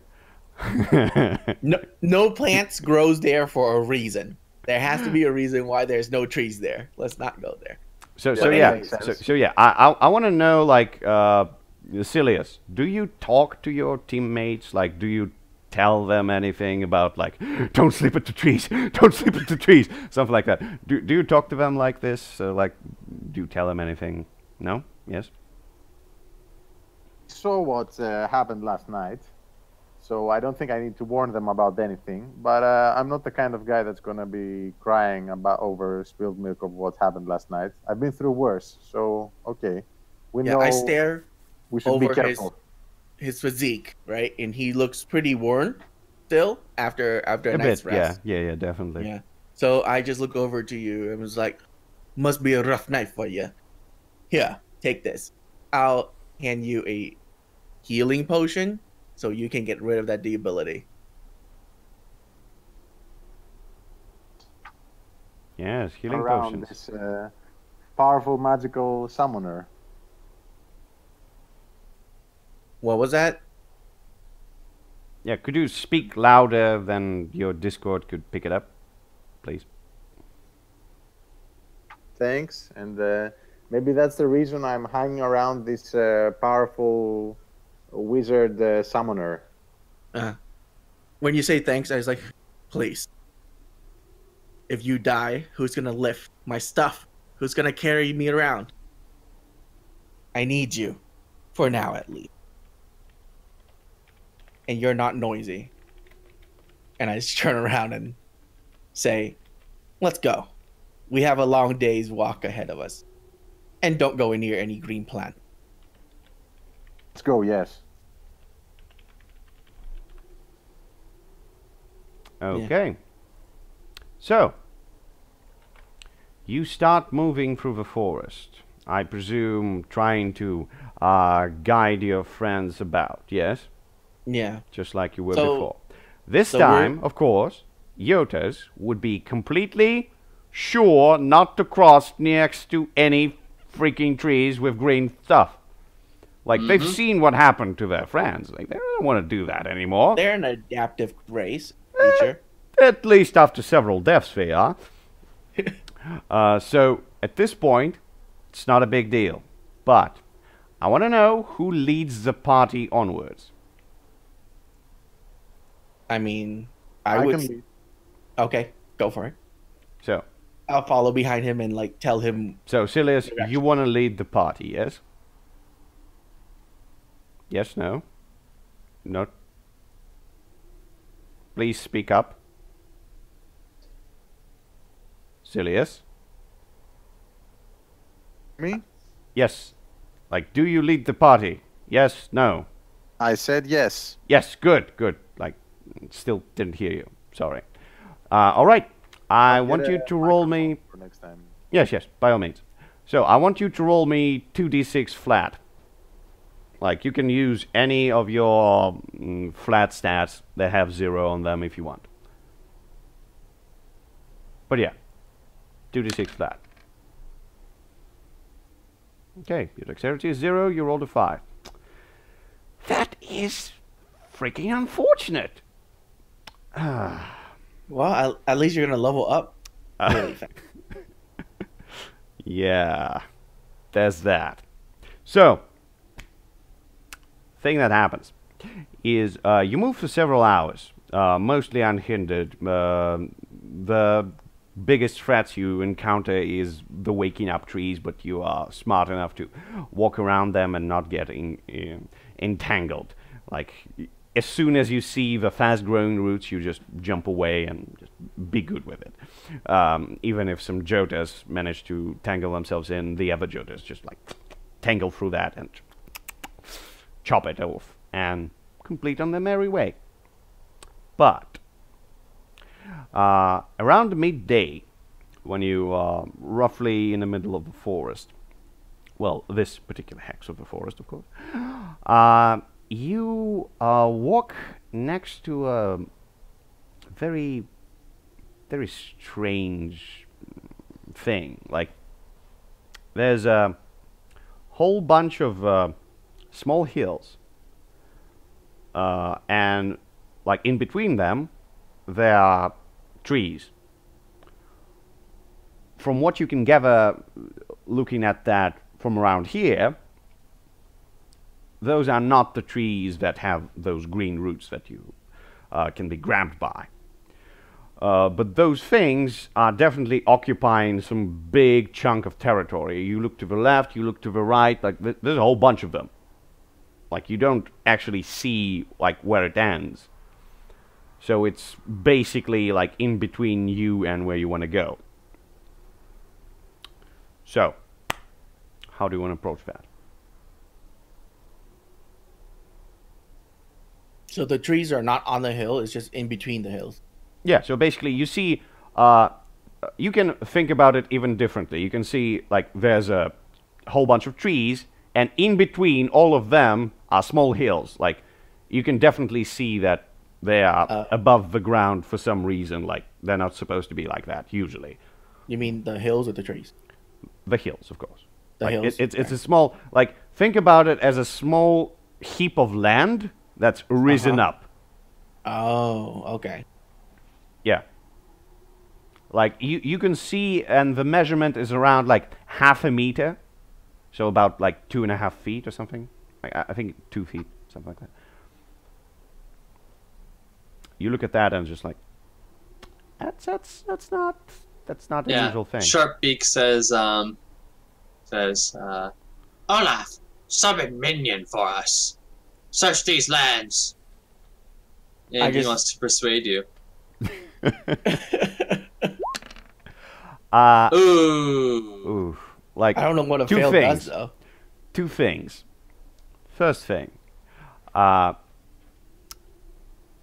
you can, and I should put it in there, but I thought it was common knowledge. Like, you roll persuade if a person doesn't want to do it, okay? You roll persuade after he says he doesn't want to do it, okay? Good, good. mean, we established that. What? Let's just Sure. establish that, okay? Sure.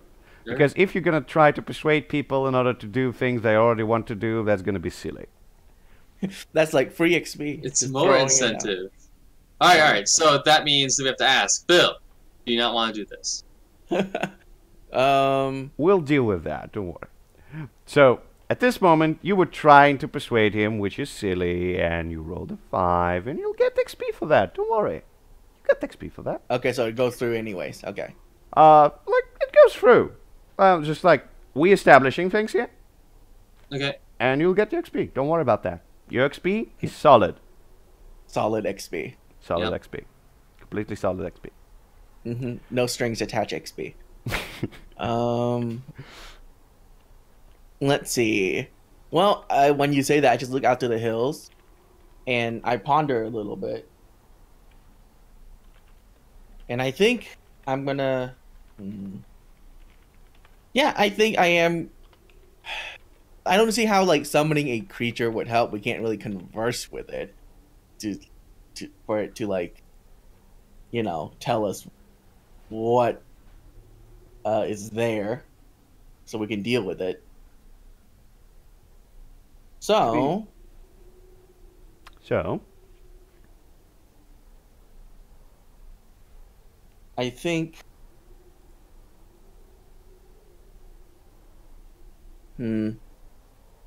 I don't assume that there's a body around here somewhere. what? I don't think there's a dead body anywhere around here. Do you want to look for it? No, I don't. I glance around and it's like, no dead body. Sharpbeak turns to Cecilius. You're big and strong. You go first. So yeah, as soon as like Sharpbeak starts to like talk to people and stuff like this, you see that the weather is not exactly too good around, and the rain starts. Rain? Okay. Yes. How big are the trees? I can be so petty and summon a creature to block rain for me. Oh, you can do that. Do you want to do that? So the moment I feel a little drop of water on me, Yes. yeah, I think I'm gonna summon a creature, Yes. and its main purpose is to block the rain from me until the rain is gone. Mm-hmm. Yeah, So until the rain stops, basically. yeah, until the rain stops. Good, good. You can try to summon that, by all means. Okay. This is so petty, but By I all feel means. like it's so my character though. By all means, let's go with that. Oh God! Okay. Mark the, You are failing mark the left and XP. right. Roll me 2d6 flat. 2d6, Flat. 7. Okay. So, I'm just gonna give you on what the thing does Okay. on a 7 to 9. So I won't spoil any like fun parts. Okay. So basically that's what happens. So call it. Max HP from an ally of my choice. Yes. Basically, it means PCs, of course. Yeah, obviously. Can't be NPCs, or else I'll pick this creature that I just summoned. I'll take myself. Ally. Okay. I'm glad you noticed that. So yes, how it looks is you warp your reality and you start like moving basically the strings attached to the dark gates, and you summon the thing out of it, but instead of what you wanted, death comes out. And it basically points at you and it says, "You're playing too much with my powers, mortal. For that indecency, I'm going to take life." I just stare back at death, Yeah. and I put out my hand to the other side and try to summon the same creature again. Right when death is still there. Okay. Sure. Here, maybe. So basically, as you put your hand in there, Maybe. you feel the life kind of leaves your Can hand you a hear me? little. Hello? Hello? Oh yes, Can you yes, hear me? yes, I can hear you. Are you sure you can hear me? Because I've been spoken a few times and I... We can hear you now. Now we can hear you. Now we can. So speak it up. What do you I want to said- say? said, can I interfere maybe? Interfere with what? Death, With death? in a way. Like, do you because, want to try to interfere with death? And especially since Describe I have- me. How do you want to do it? Well, I have an ability that says the upper hand. Oh yeah, I know that. I know the ability. Maybe Yes. I have like some special defiance against death, so I'm not really afraid of it. Sure. You're not afraid of it. By all means. So, like, what do you want to do right here and now? Like, as Olaf kind of tries to ignore death, but you can see as his hand is getting kind of like withered and it's slightly like you can almost see the life leaves his hand as he tries to pull it inside the portal and yank something out of it again. Like what do you do at this moment? I pull him and interpose myself between Death and him, and tell Death to go back to his realm, and his. Okay, roll me 2d6 for that.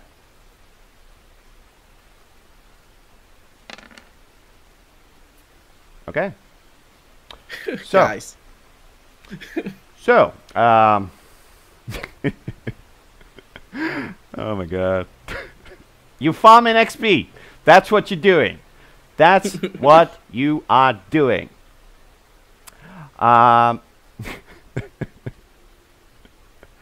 my god. Okay. I didn't want to do it at all. I didn't think it would be happening. So, upper hand. Well, basically that's an enabler here.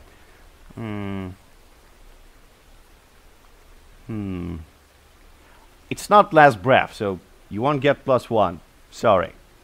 So, you're not gonna die. Don't worry about this. So, this is what basically going to happen.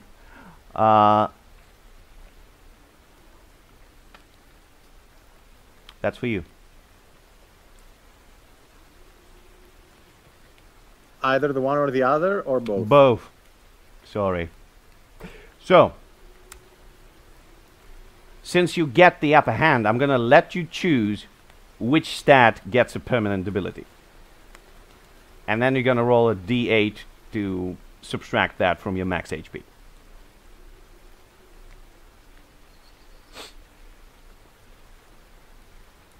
So I'm scarred for life, maybe? Sure, by all means. Mark that. Scarred for life.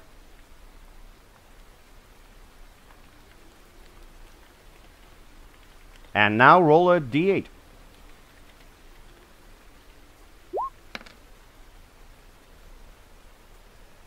Ah, that's good. See? Dice like you.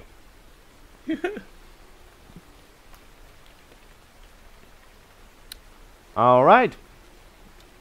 Let's continue onwards. So basically what happens is he jumps in front of you, Olaf, and he yanks your hand out, and it doesn't completely wither. And you can see basically that your hand, like, what hand did you use? Left, right? What? Left. Okay. So your left hand is basically now like completely dead. Like the up to a wrist. Up to a wrist, it's completely dead. Like you can still like kind of move it, but you can see that the flesh on it is darkening as you look at it. It's becoming like completely black, and you feel that the life of you, like some of it left you completely, like for good. And when Silius jumps in front and he yells at Death, it just kind of makes a slight gesture, like a caressing on the cheek. And you can see like the silhouette of its fingers completely rip almost half of his face away. Just like as if it's peeling the skin from a potato. And just like it gets it in its grasp and then says, "You better not make same mistakes again." And then it disappears in the same portal you tried to summon a thing from, with half of Celia's face in its grasp. And you can see him kind of turn to you, and can see half of his face is a skeletal thing, like burned a bit. So it's not like eroding in any place, but yeah, half of his face is gone. Like he's scarred for life. Like there's not going about that.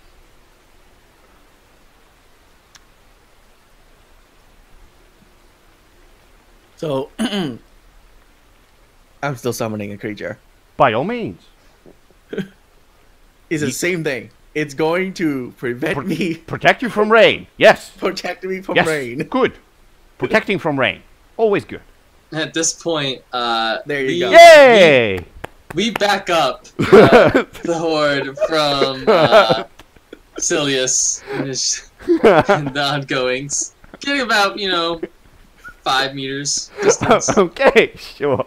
The Jotas are getting away, and your third Jotas, it's getting soaked in rain, so you would know. Like, Yep. just like everyone is getting soaked in the rain.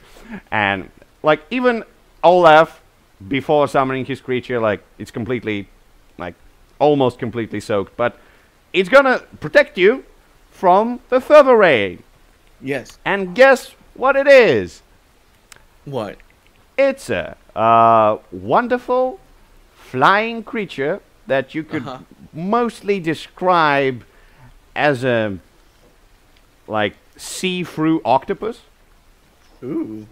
So that see-through octopus is just like almost swimming through the air, and it Yeah. kind of flows above your head, and you can see that all the raindrops that are getting on top of it, it kind of absorbs it. Yeah. Like it kind of gets the rain inside of itself. It feels quite well at doing so. It likes it. Yeah. Of course, it has to like it. It's just perfect. Yeah. Cool. Cool. I look up. I'm like, Yeah, see-through flying octopus. Giving you a high five with all its limbs. well, that basically not. High 8, yes. So, yes. How do you feel, Silius? How do I feel? Yes. Pretty shit, I guess. Okay. The octopus fits 2. Almost see-through octopus. Like, it's almost invisible, but you He can... said, can it fit 2? Fit 2? What do you mean? Like, can two people stand underneath it? Ah! and be, like, protected No, from the no, rain? no. No. It's only for I all that. specify it. Yeah, I only specify it for me. Yes.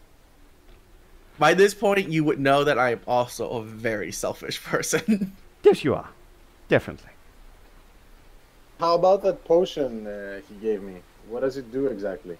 It can give you 10 HP or remove 1 debility, except for the one Dev gave you. That one was permanent. Okay, I'm gonna...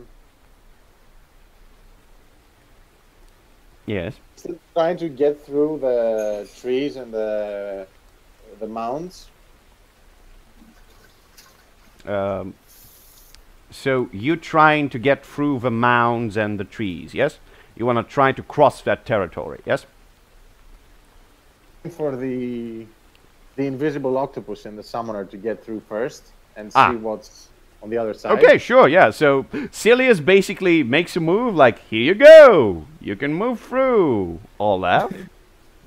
When he does that, I'm just gonna look at him and just roll my eyes and shake my head, and then I'm gonna release a spell.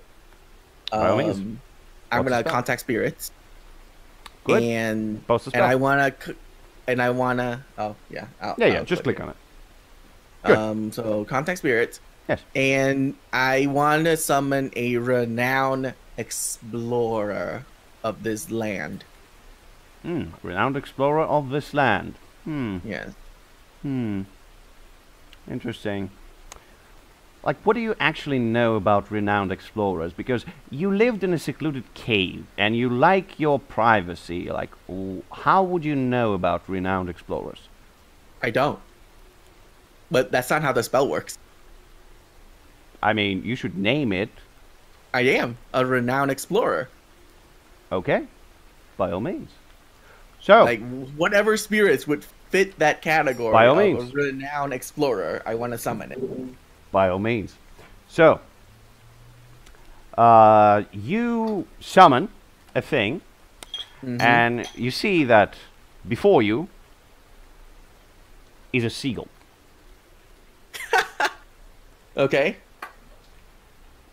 like you kind of like in the back of your mind, you know that this thing, like it traveled far and wide. It's seen some incredible vistas and glorious things, some terrible and dark stuff as well. But it's been traveling a lot, and it's been very renowned amongst the seagulls. Oh, I of course am in awe of this seagull. You know, Yeah. it's like I thought that I would summon a humanoid. You know, a renowned explorer. Sure, sure. No, that's what I thought, and then I'm like, dang, a creature beat out humanity.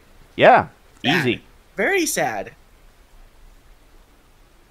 And I'm gonna ask it. Now that is a creature. I probably know that it can't quote unquote speak to me verbally or mentally. So I'm gonna ask it. Is it safer to go through that forest, through it, or around it? You look at the seagull. I'm paying very close attention. It makes a puzzled just expression, as much as a bird can make a puzzled expression. And like everyone, including the Jotas, of course, they're still at some distance from this place. But you can see that the creature is partially see-through, like you can immediately understand that it's a spirit. But like Jotas, you don't really have the concept of like spirit, not spirit, like it's still food, right? Maybe. So do you want to eat it? No, because a lot of dangerous things have been appearing next to Olaf lately. We're gonna... Sharpbeak keeps all of them back until Olaf How is do you done do that? with his Like sorceries. how does Sharpbeak control his herd? Like how do you control Sharpbeak, them? Do you threaten them by force? Do you like persuade them? Like what's happening? Yeah. Sharpbeak says to his pack, he just says he says, "Stay here. Olaf deals with things much more scary than trees and vines." Okay. So you basically try to call for your like authority among the pack in order to like keep them together, right? Yeah, it's part that, and like also like Olaf is like summoning thing. It can summon things more dangerous than like the vines that the Jota know not to like be near, right? Yeah, but mostly pack leader stuff. Yeah. You know what? I feel like it would be good for that point. You don't need to roll, but just so you know, in other cases, you may need to roll some charisma or something like this to keep your pack together. Right. Okay. So, the seagull, getting back to it, it makes a puzzled expression. Then it looks back at the mons and the trees that are situations behind it. It looks back at you, kind of discerning on what you are and trying to understand how to better answer your question.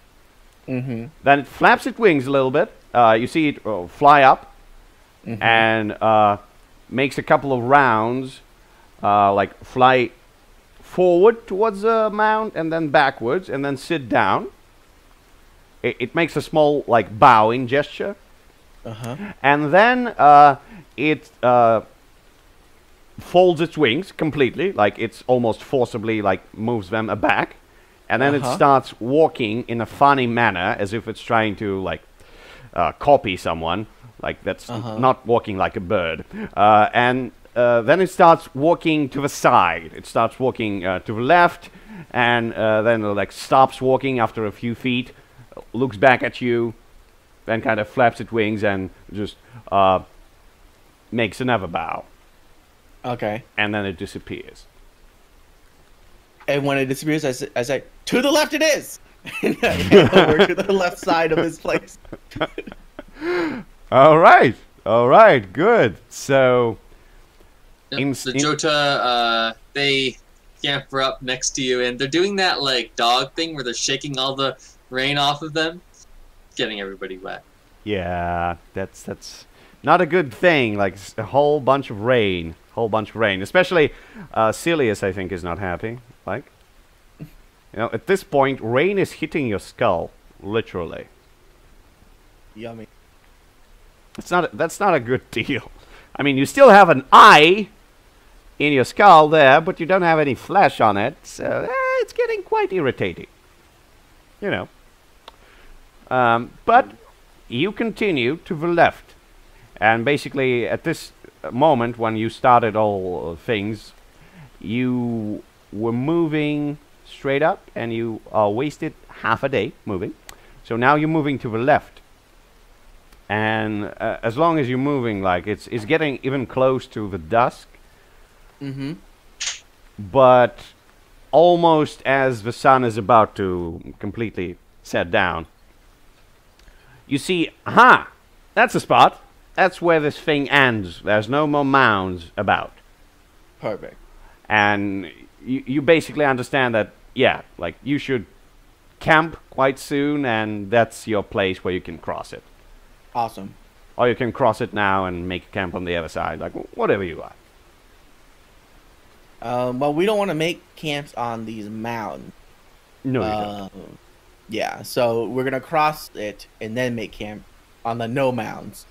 Sure. Yeah. So you walk up left enough in order to cross that thing, and you walk on the other side. Funnily enough, it doesn't stretch too much in the further distance. Around 15 minutes of travel, not more than that. The sun is almost down, but you can see that's pretty much a good spot for a camp. Yep. Still some trees around. Still a lot of water falling from the sky, even though Olaf doesn't mind that much. And yeah, like, what do? Do you set camp? Yeah, of course. Well, they start setting camp, you know. By the way, I want to Trees know. chop around here. So, Silius, yes, there are some trees to chop around. You can get to it, but before you do, I want to know, like, what do you eat throughout the day? Like, you're getting hungry, you know? What do you eat? Well, probably the rations. Okay, so you consume some of your rations, so you now have one less of those. What about you, Olaf? What do you do? Same thing. I have 5 Same thing. rations. Good. Yeah. I pull out some jerky. Ah, beef jerky. Just the way you like it. Yep. Yummy. What about you, Sharpbeak, and yours? Like, do you consume some of the rations you looted from the village? No, we don't. As we move, we're just like picking up the grass and grubs who are taking shelter from the rain. That's what we do as we travel. Sure, by all means. By the way, what Yes. I'm reminded of with your Jota horde is if you guys ever play the game Overlord, you are the goblin. Yeah. Good. Yes. So, you are setting up your camp. How do you do that? Oh yeah. So if Olaf like gives a signal, it's time to set up camp. Yes. Sharpbeak is gonna approach Olaf and say, "Burrow no good to open sky. Can help us build wall, ceiling, overhaul. We've supply. No thumbs. Make it hard." Then how have you been doing it so far? No. He means, like, he wants to build a shelter with a roof. Oh, okay. Yes. Oh, that makes sense. Okay. And I'm just going to ponder on that. And I'm going to say, a creature can help you with that. And I will... No. No? Sharpbeak says. No. Yeah. No. He says, "Have seen too many of your creatures today. Simple construct. There's better." never too many creatures. And besides, I have no constructs. Yeah, he says, "We've building supplies. Pack. and he like gestures with his head, and they like kind of just blah. They like throw the wood and the whatevers that they've collected probably from like the past village, right? Okay. So when he says construct and he throws a bunch of wood on the ground, I will cast my Venetian spell. Okay. And what's the spell? An unseen servant. Good. And it's gonna catch the wood and just hold it up. It's just gonna hold it there. Like so how's that? Basically, so you lower yourself, you pick up the wood, and you give it to it, right? Yeah. All right. So you give some wood to the unseen servant, and Jotas, you see your wood is floating in the air. Like it's no good in the air. You must use it to build your shelter, but like it's weird. Like why would you want to? Like here's what Sharpbeak does. He just walks under the wood, right? And he looks at the ground. Is like rain like passing through the wood and getting the ground wet? The wood, like not passing through the wood. No. Like if the wood is suspended in the air, like the thing is going to block. But oh yes, by all means. No summoning creatures. What is this class? The whole point. The whole point is to summon creatures to do everything for me. Yeah, by all means. Sorry about that. I've returned.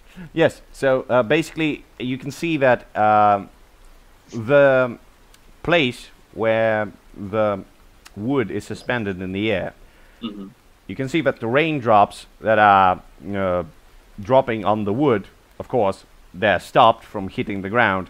And even some of the spots, like around the place where it's suspended, like the drops kind of collect themselves on something.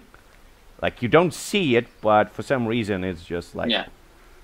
So the next thing that Sharpbeak does is he digs a hole big enough for himself, just like a foot deep, right? Sure. Just like, moves the dirt and is water collecting in the hole. I mean, yes. Yeah, he looks up to Olaf. No good. Water. And he like dabs his paw into it. Well, there are trees around, but there's no leaves on the tree, right? Just barren. Not yet, no. Yeah.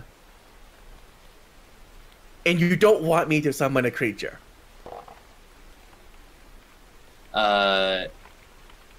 Yeah, Sharpbeak says, no, build first. Down some trees and try to build some basic shelter.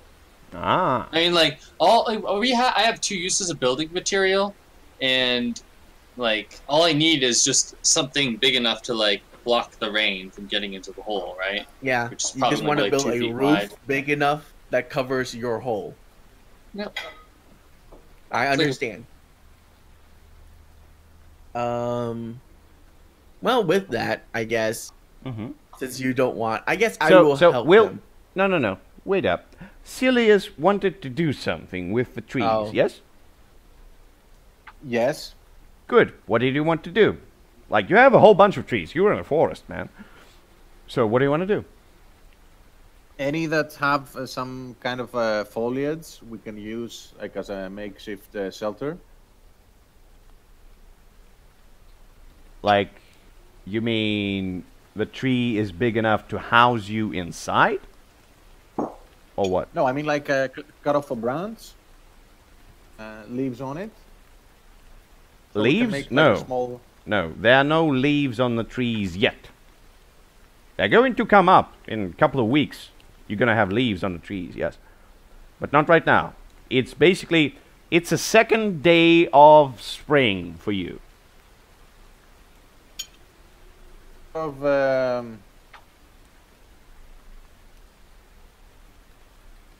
like a small cliff or something like that. We can sort of cuddle along the cliff and protect ourselves from the rain. I'm sorry, there are no cliffs in the forest currently where you are. It's just a forest. No cliffs. Do you want to go look for a cliff?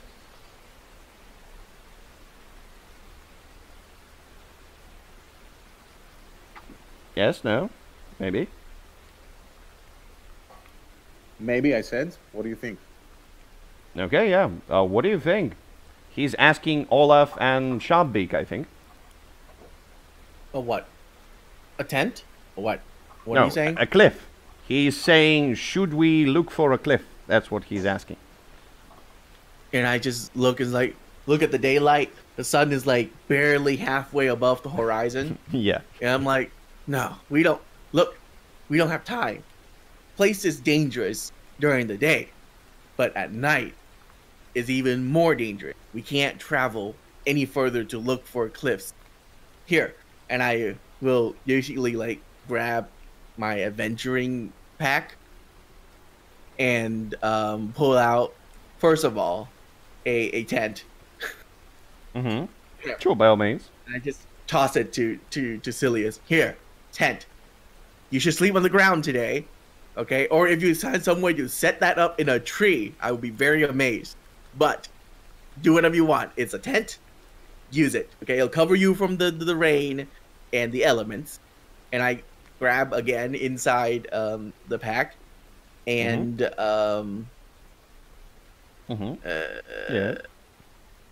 Yeah. no, we'll save that second use. Can I help the Joda set up a roof? I don't know, can you?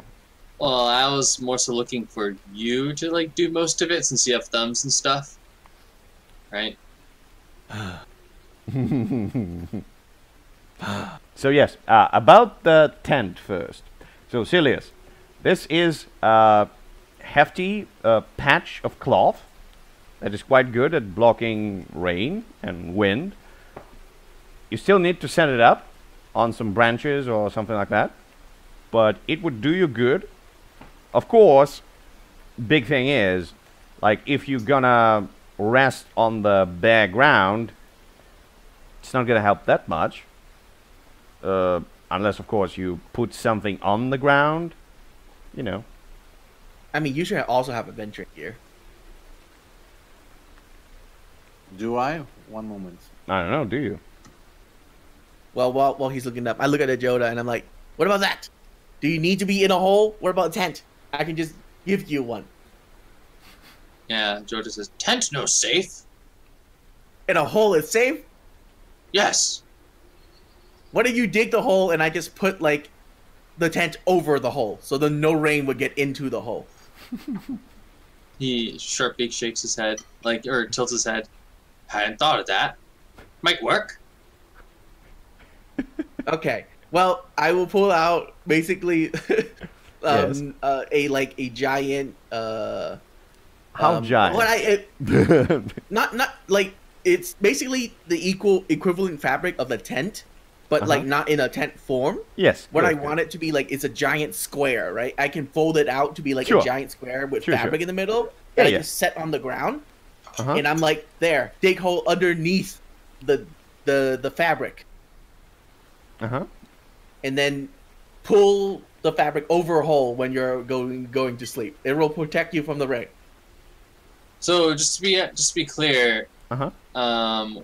you produced the fabric, you laid it out in a square, and you're telling me to pull it over the hole. Yeah, no. The fabric on the edges of it are support, right? It's a wooden line, so it's actually like a giant square from like an overhang or something if you were Just to a attach it. cloth like that. square. Cloth square. Yeah, it's not like you can fold it or anything, right? It's literally there. It's like supported by sticks and stuff to make it Right.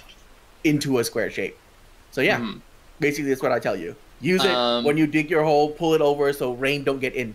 Sharpbeak calls his pack, and he says, "Grab corners, lift high," and they do so. And Sharpbeak like kind of walks crouched under the blanket, right? Mhm. Yeah. Is water like Maybe getting when you through like, this? maybe when through some what? of your creatures Through the cloth? Yeah. yeah. No. The cloth kind of blocks the rain. But Yeah, I said it was the same type of fabric as a tent. Yes, so yes. it's just yes, by all means. So you can see the cloth kind of holds the rain, Mhm. but you notice that since it's raining basically everywhere, the ground is already wet, and it's probably gonna like keep coming, the water. Unless the rain stops, of course. What do you mean by, like, yeah, I know it's going to continue raining. Yes. But if we dig down deep enough and we have the blanket over the hole, you're going to collect all the water in the area. Yes. What do you mean collect the water? Like, if we dig deep enough, the water would... do you know how the water and the gravity works?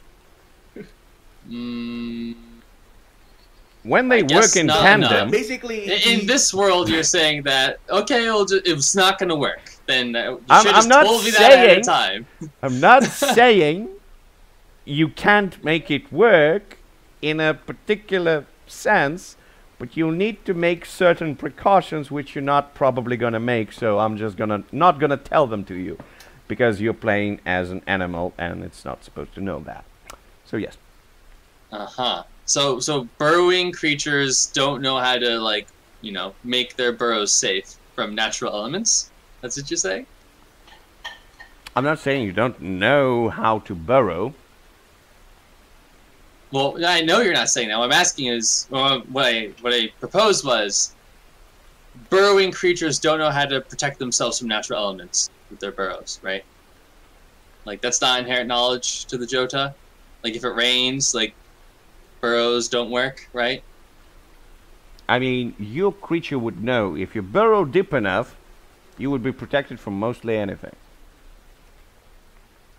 Mm-hmm. So we're talking about natural elements. Like, yes. Does my creature have any knowledge about that? About how rain works? Yeah. I mean, it would definitely know that if you burrow a small hole, it would not protect you from rain. It would just collect rain. Are we kind of going around the circle here? Can I just propose that we've been surviving for some time now, so I think we would be able to, like, chop down a tree or something. Oh, you can chop down trees as much as you like. I don't care. Do you want to chop down a tree? In combination with a tent and maybe some borrowing to create something like a makeshift shelter that at least we could, like, stay for the night. Not being perfectly safe, but at least, or something like that. Like, okay. First thing. Your character is not from around here. He's the outsider. The Jotas have been summoned here. They're outsiders as well. And Olaf was relying completely on his summoning skills and his cave, which he's not currently residing in. So you are all out of your element, basically. So like, where the Jotas are from, it doesn't rain. Is that what you're saying? It could rain. Like I'm saying, if you dig deep enough, it's gonna help. Okay. So if the blanket is covering the rain, Sharpbeak would have his followers, you know, like, with the help of Olaf, position the blanket as such. He would begin to dig a hole beneath the blanket. Or actually, not just him, but the pack would begin to dig a hole beneath the blanket. Sure. And once we're I want to know enough, how they're holding the blanket. Like, do you have one Olaf at each said corner? there were sticks. Olaf said there were sticks planted in the corners of the blanket, right? Yeah. Or pieces of wood. Yeah. So yeah, That's how it's being... in the corners, yes? Correct. Yeah. Okay. So just imagine, like, the blanket on the edges is wrapped around a stick, and the stick forms a square. Like, you know how curtains have, like, those holes that you can put, like, sticks through? Oh, yeah. So you can hang them? Yeah, this thing have those holes on all four corners, or on all four sides, and there's sticks in them to keep them in the shape of a square. Okay, so basically it's elevated on the sticks, the Jotas get in below it, and they start digging, yes? Right. Yeah. Good. You do that. Silius, what do you do? Well, I'm helping to set up the sticks, so it has a nice cover area for the tent, and maybe just using the soil that is digged up by to create sort of like a small barrier so the surrounding rain doesn't fall inside. Good choice. So, you just pick up some random sticks in order to set up a tent. You take the dirt from the Jotas in order to like move about it in order to make sure that it's not going to be whisked around by some wind and not flooded with some rain. And yeah, like inside this tent is going to be at least dry enough, like drier than outside, because yes, the earth itself is already wet. So yeah, it's still going to be a wet earth. Better than nothing. So you want to leave it at that and go to sleep? Yes, no, maybe? I'm sorry, are you talking to Silius or me? I'm talking to Silius, yes, of course.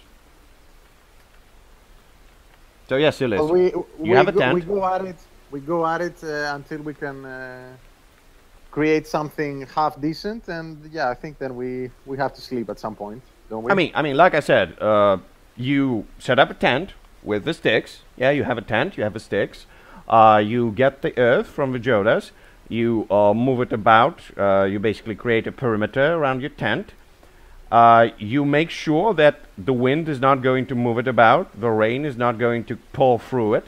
So inside the tent, the air and the wind, well, the rain and the wind are not going to touch you inside the tent. The ground on which you put it, it's still a bit wet, but it's not going to get wetter. That's what you have right now. What is the unseen servant doing right now? He's holding. He's holding sticks, just standing there.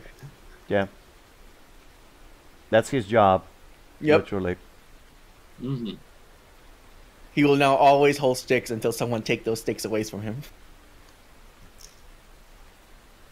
And then he'll just stand there. Look pretty. So, are you satisfied with this particular setup, Silius? Do you want to do anything more? Or do you want to just go to sleep? What if we set up some sort of alarming mechanism? That would be good, yes. How do you want to do that? Just tear up some clothes to Okay. create sort of a string. Okay. Which is held in place. Unseen servant. Can the unseen servant see at all? I mean, it's supposed to sense something. Maybe it can. So what do you want to do, basically? So maybe just like a trap that if somebody moves a string, it's going to make some noise. It's going to drop something. Sure.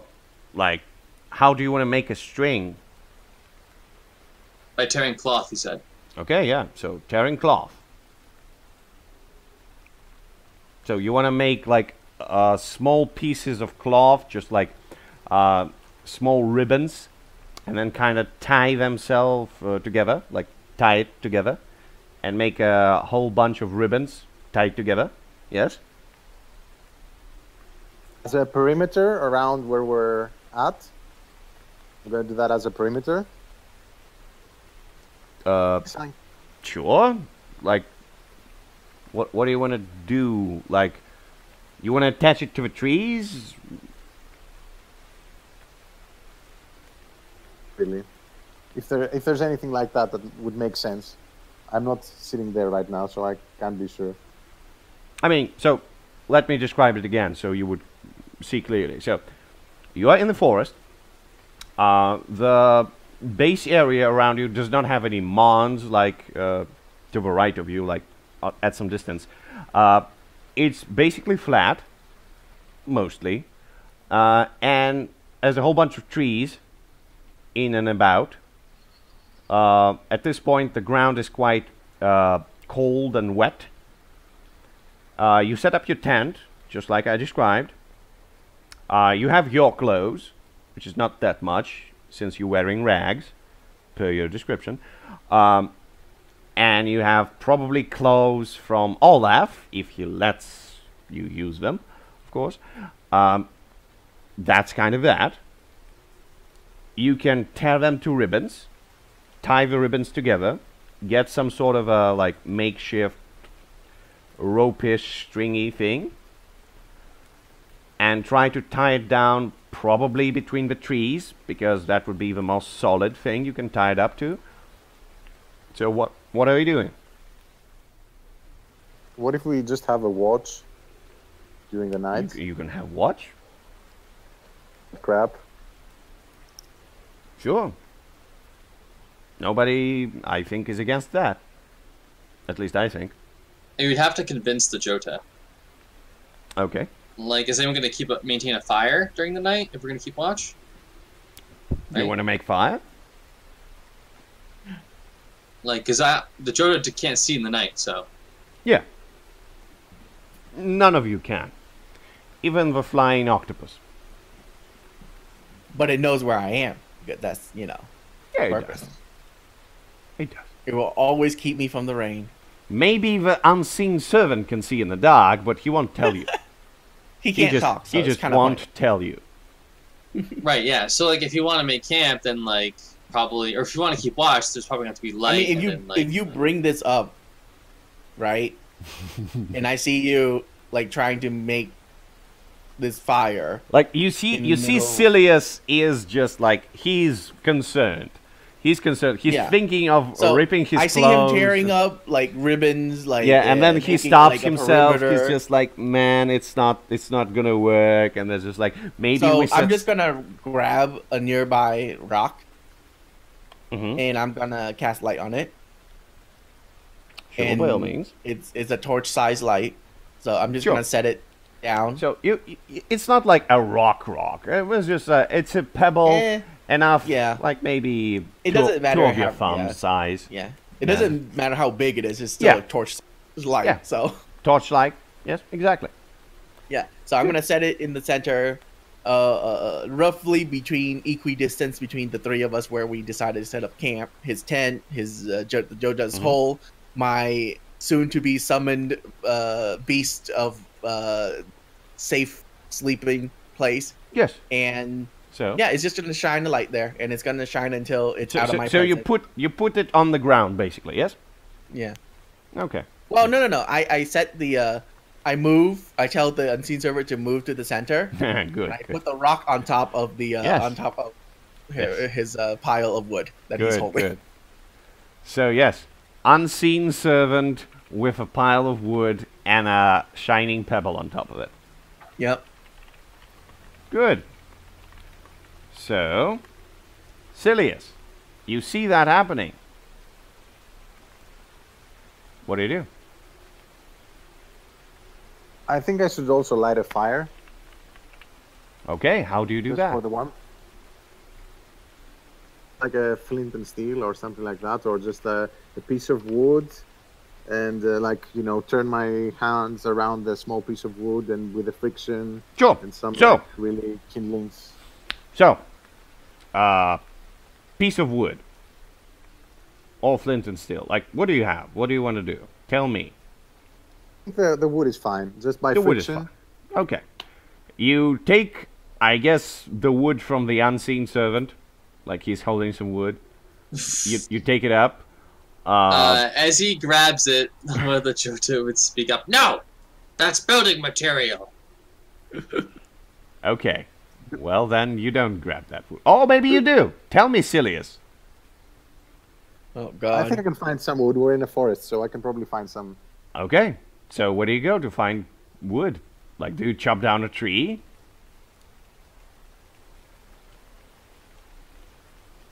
Not. What? Like a small tree. A small tree, Small like tree. a branch. So A branch of a tree. A branch of a tree. Okay. So you look about. Still some light. Not too much, though, since you spend a whole bunch of time. But you can see quite hefty branches on several trees around you. Like, do you go for the nearest or what?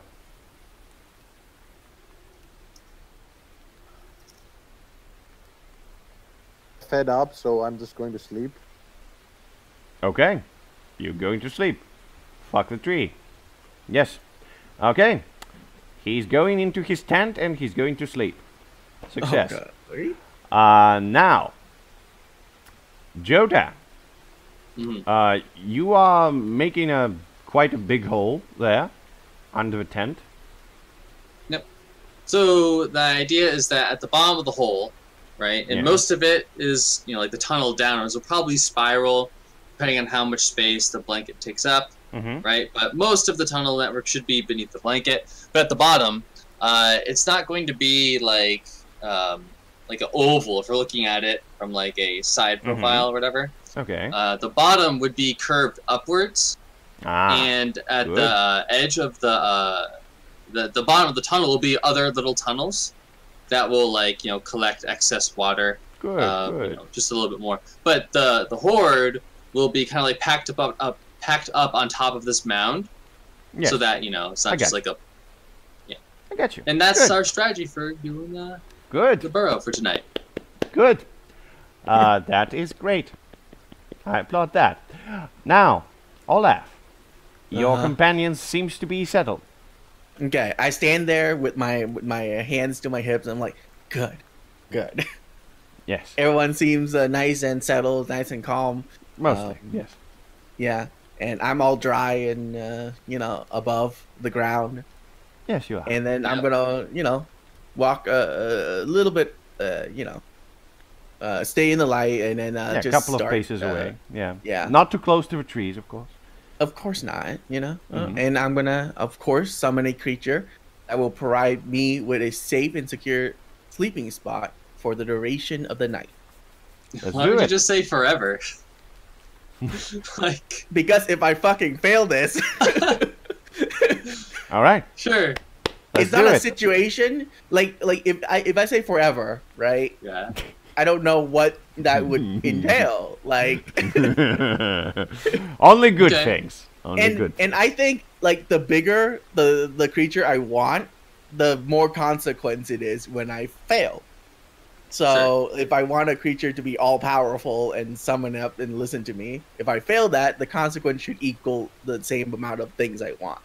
So, you know, keep it small for now until we're attacking a city, and then I'll summon like an undead death dragon or something. Sure. You know, so yeah, I'm gonna do that. Yep, do it. And all I need is a 7 or above. See if that's a valid thing that I can ask for, please. Oh, okay, good. So, it will fulfill its purpose and leave. Okay. So, the purpose is to keep you cozy for the night, yes? Yep, provide a safe, secure sleeping spot for me. Good. Safe and secure sleeping spot. Yep. Okay. Safe, secure. So this time, it's a giant fish. That's adorable. Size of a I for guess the night, so it can't whale-ish. just die in the middle of the night. I mean, it can, but so, I mean, it can, but like it should be able to function in the environment that I'm summoning it in. it's not really. The move doesn't say that. It's not really. So, it opens its mouth. It's quite big. Uh-huh. So yeah. Okay. Sure. I will. Sure what? I will crawl inside. If that's what it is. Like, I look around on the fish. It's just a giant fish, right? It's a giant fish, looking kind of the whale, something like this. Like, it doesn't have too many teeth in there. Okay. But yeah. Like, it has a big mouth. Quite a big mouth. Yeah. Okay. I touch the inside of its mouth, and it's all soft and squishy. It's like one of those, like, fiber-like mouth and not teeth-like mouth. Yeah. Yeah. It's squishy. Uh-huh. A bit warm. I'll go in. Yeah. Wet, moisture, yes. Yeah, of course. Yeah. It's warm enough. It's fine. It's warm enough. That's all I care about, you know?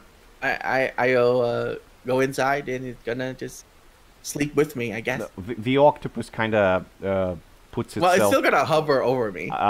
It's gonna put itself on the mouth of the fish. The fish is gonna feel like weird, but it's not gonna do anything so far. Okay.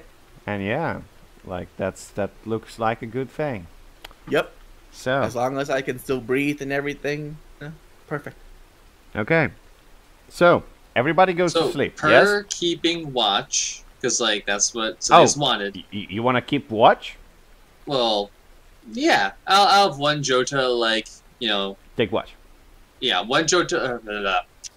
Does Cilius take any watch? Like, because there's 3 watches, right? So Yes. does Cilius elect to take any of them? 3 watches. Basically, in order to have some sleep, people take watch one after the other. My whale is taking watch. You only wanted a cozy sleep. Yes, exactly. Cozy, secure sleeping spot. I mean, No, I did say secure. secure. I did say yeah, secure. sure. Nobody's gonna kill you before they kill the whale and eat him. Perfect. That's all I care about. Fuck the other 2. Yep. So yeah. Silius, like, do you want to take watch? Like Why before, what are we gonna lose if we take watch? like, you're not gonna lose anything if you take watch. Yeah. So you want to take watch, yes? Yeah. Okay, sure. What about Olaf? I'm sleeping inside his mouth of the whale. And the octopus is blocking the mouth. Good. Yeah. Whenever watch. I don't know why the octopus is blocking the mouth. It's just Not supposed to let any like, water or rain inside. But it's a whale. Whenever watch, Cilius doesn't cover. What's the word? Generic Jota cover. Good, good. Generic Jota. Coming right Yeah. up. And they just poke their heads outside the blanket. Yeah. So, I guess Silius would take some watch. Like, do you want it to be the first watch, Silius? Or do you want to have a second or the third watch? Like, to have some sleep and then take watch? Or like, what's your deal? What do you want to do? That's the last watch. The last watch. Okay. By all means. Good. So, first things first. Silius goes to sleep. Olaf goes to sleep. And our good Jotas are taking watch. And I want Jotas to roll me wisdom. Okay.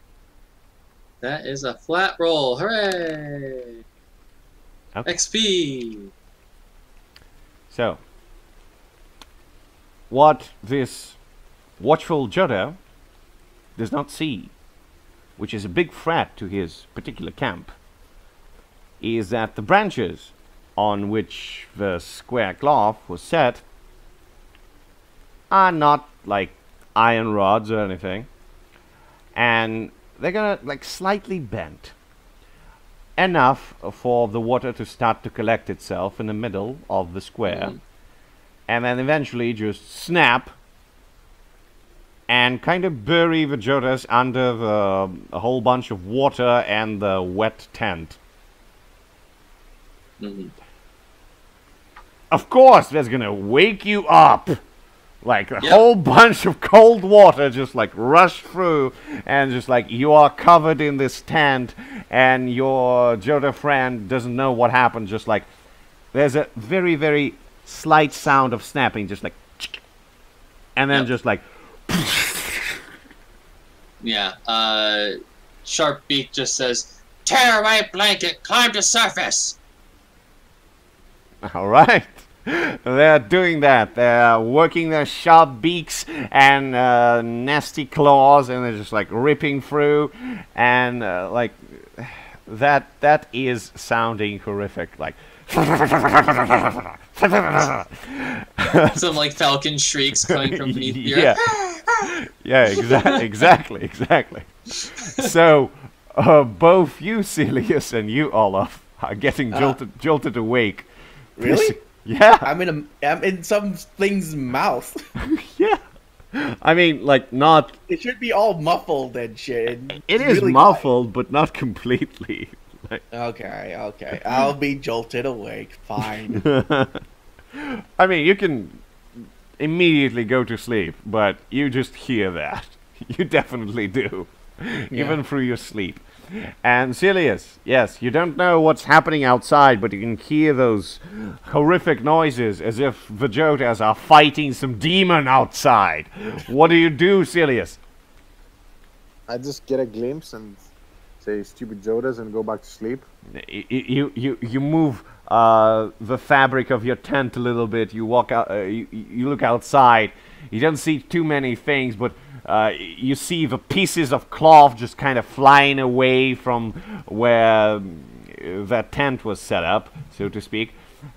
The Jodas is just going out in this weird fashion. So as the Jota pile out, Sharpbeak sets his eyes on the large whale that's in camp. And it's not actually a whale, by the way. It's basically is it actually a whale? Think about it as a killer whale size.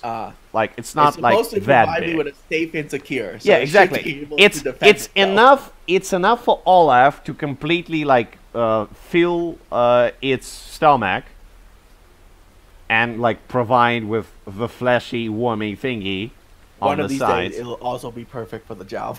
I swear. One of these days. One of these days. Or maybe Death is going to take you. Who knows? Make the same character again. Fuck it. 2 summoners. Because this is actually quite fun. So yeah.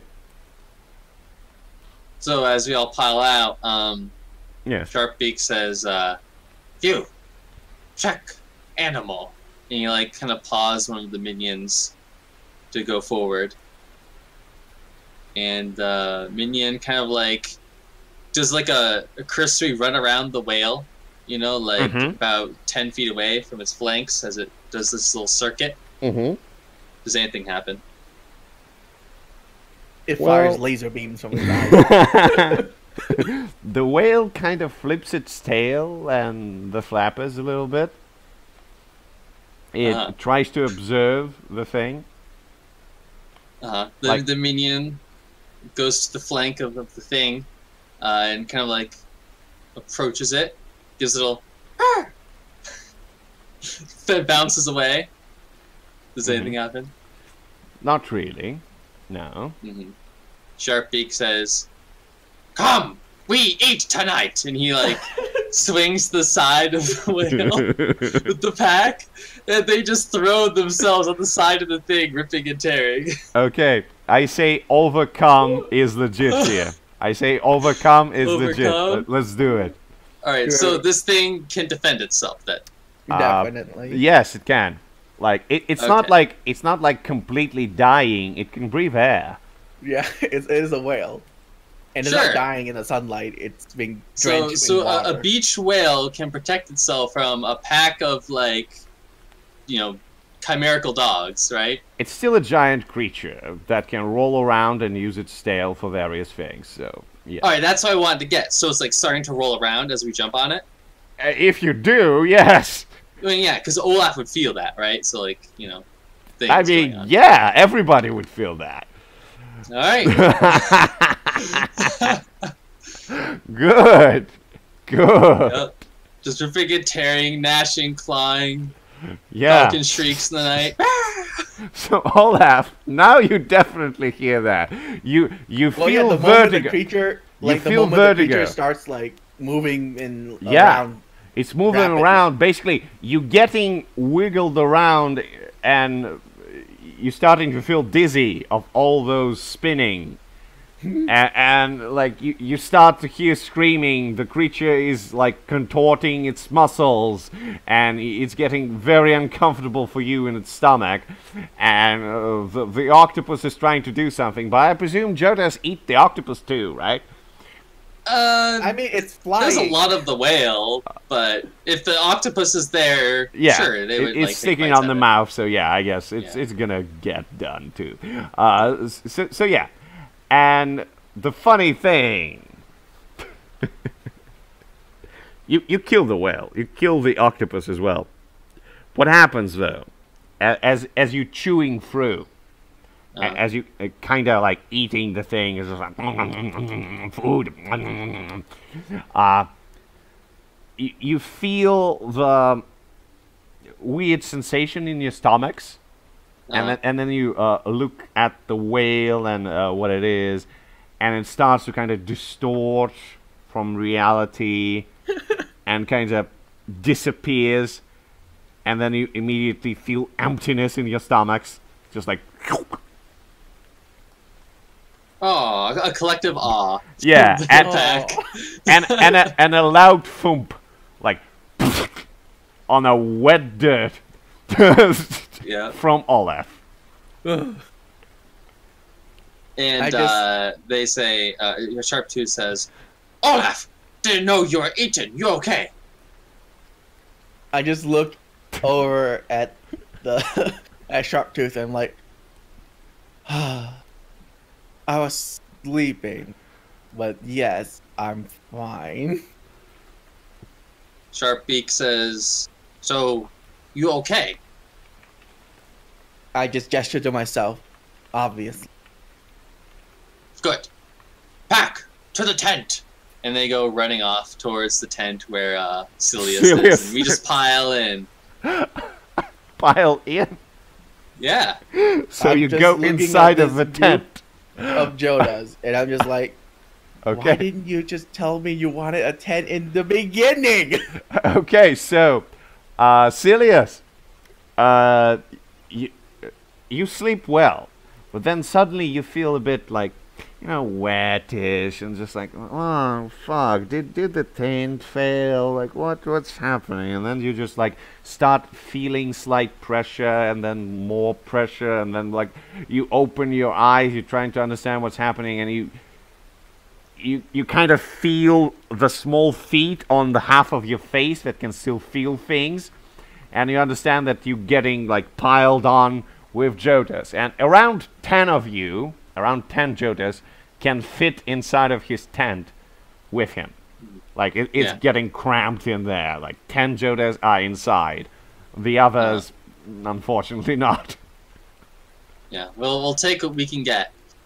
If anything, we will, like, as one of the Jotas goes on watch, we'll, like, cycle out the Jotas who are... Yeah.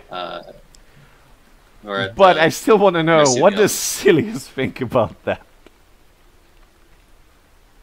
I'm pissed off, but it's not bad because it's kind of cozy here, kind of warm. So I think I'm gonna just doze off. Lots of body heat. At first, veins it's wet and cold. At first, it's wet and cold, but then it's getting better. It's getting better. So, some of the Jotas are outside, and I want to know, what do they do, and what does Olaf do? Well, obviously, already by this point. Guys. Sorry to interrupt. What time are we gonna finish around? Like in about half an hour? I mean, I think so. if you gotta go, sure. In around half an hour, sure. Cool. I don't mind. Okay. Thanks. Sorry. Don't worry. Yeah, half an hour marked. We'll go there. So yes, Olaf, what do you do? I obviously already summoned another creature to provide me another safe harbor.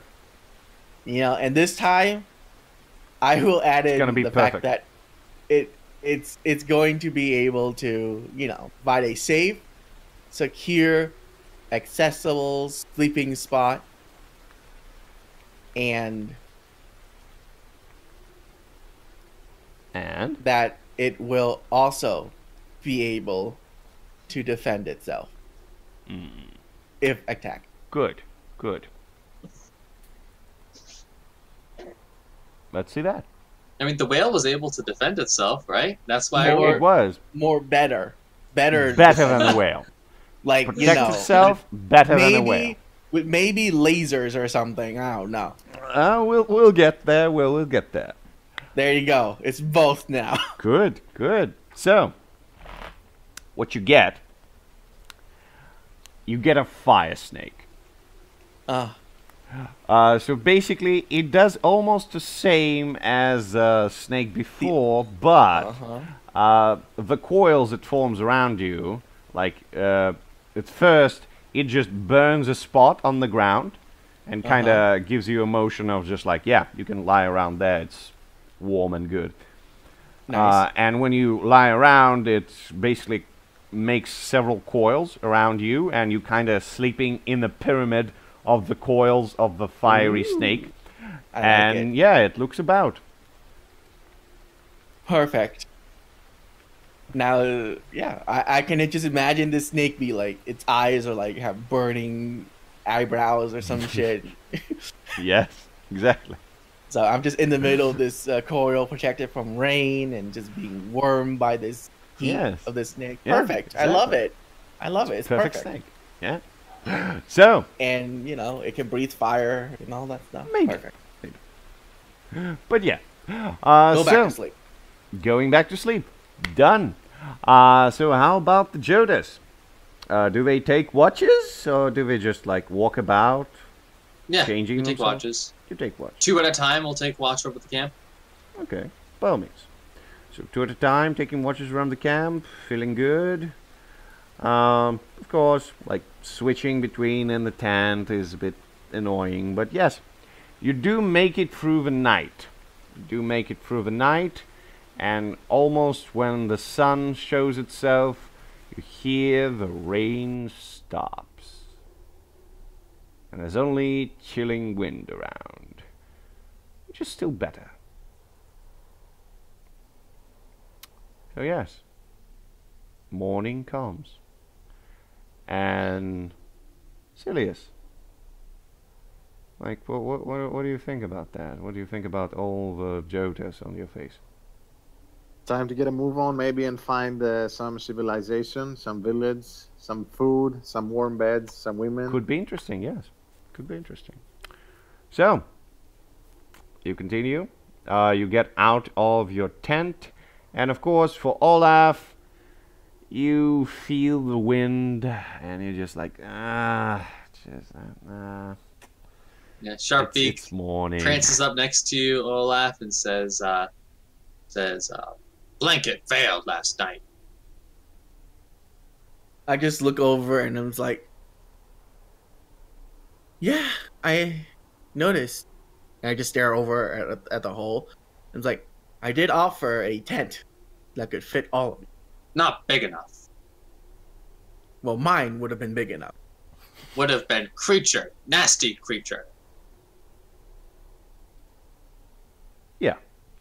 So, you all wake up. I presume Silius packs up his tent. Yes. It's not my tent, but yeah, I pack it up. Good, good. I'm the lifting guy. Yes, you are. By all means.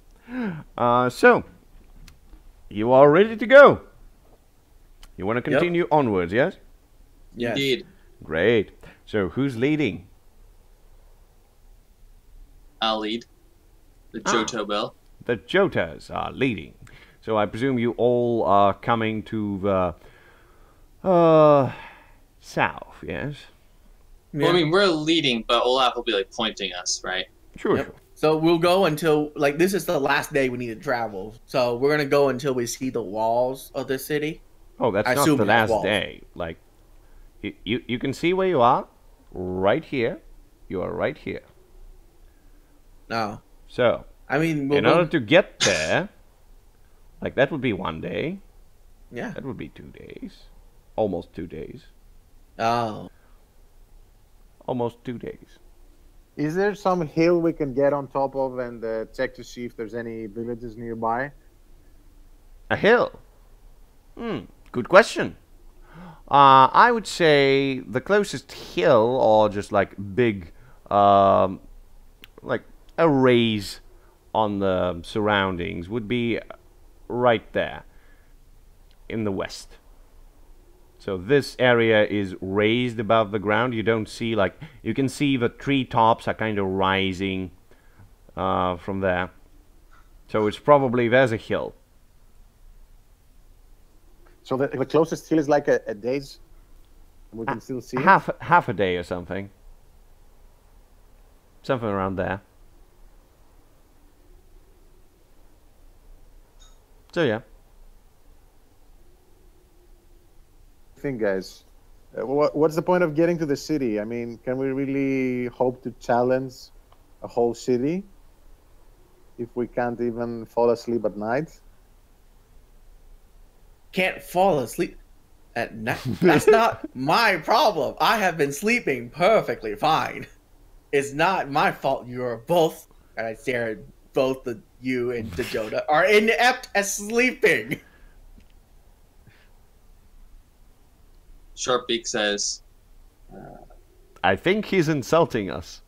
yeah, I think he's... No, Sharpbeak says, need to populate land soon. Yes, I agree.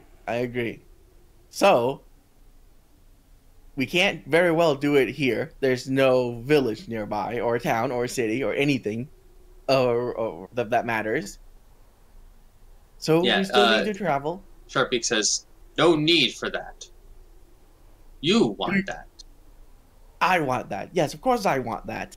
Why wouldn't I? If we don't take care of this problem, it's only to grow. Soon, these humans will even take over lands that you have populated. We need to get rid of them now, when they're still weak, before they spread across this land in full. So for right now, it sounds like Silius is trying to persuade Olaf, right? Because Silius says, "Hey, we should go towards the hill," and Olaf's like, "No, we should go down towards the city-state," right? I think everybody can call if they want to persuade someone.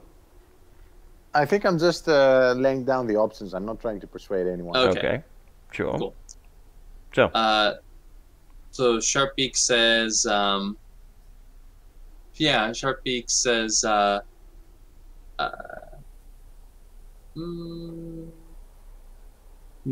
Sharpbeak says, like, so tell me, where is Olaf's cave?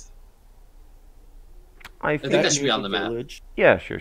I think Olaf's cave would be, I'll just mark it with, like, what's your color? Blue, right? Yeah, blue, light blue. Yeah. So I'm just gonna mark it right here. Okay. So it's not like exactly in the village, but it's less than a day away from the village. Yeah. Sharpbeak says, like hill better. Too close to humans. Will be the other. So hill. You mean the hill around there? Okay. Yep. So, Sharpbeak says, go to the hill. Silius says, we should also go to the hill. What does Olaf say? I just sighs and I'm just like, you both. So, what? You both want to just settle in this hill and live the rest of your life here in peace? First, you need Is to that get what to the you hill. both want? Sharpbeak says, need place to help pack grow. No have that. Lost 9 already. 9 as high as I can count. That's a lot. You actually require 3 Jodas to do it because you only have 3 fingers in your legs. Yeah. He like just counts the Jodas, like, yeah. And I just say, I understand you need to reform your pack, but Good. that Then it takes is decided. days. I want to persuade him. We're gonna do a persuade roll. If you don't want to. Are you? Is this something I could do, Bill? I think that's legit, but yeah, Bill. I mean, I obviously do not want to do that right now. Okay. I want to actually see the city and then set up camp when we're in sight of it. That's good. I think that's a good call for the roll. By all means. See what happens. Okay. Both. I just sighs, and I'm like, ugh, fine. I am outnumbered, literally. There's like, I don't know how many of you left against me. So that's more votes than one person. So let's just do it. Let's just go to the hills. You set up your little camp. And hide out. Set up. Good. All and right. as we walk, Sharpbeak says, living lives in forest, not all we want. Much food to be had behind walls. Good food, good drink. Jota haven't celebrated in some time. Will not be safe until humans are dead. Sure. So, the Jotas are leading, I presume. They're going to the hill. Nice one. So, roll me 2d6 flat, please. Okay. Any chance of scouting any food around the walk? That's great. So, you can choose 2 out of those 3 options.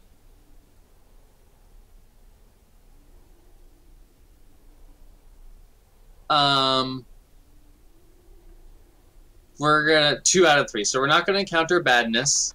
And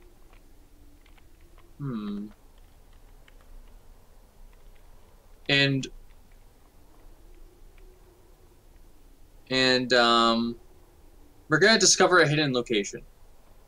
A vista or a hidden location, yes. Good. Yep. Good.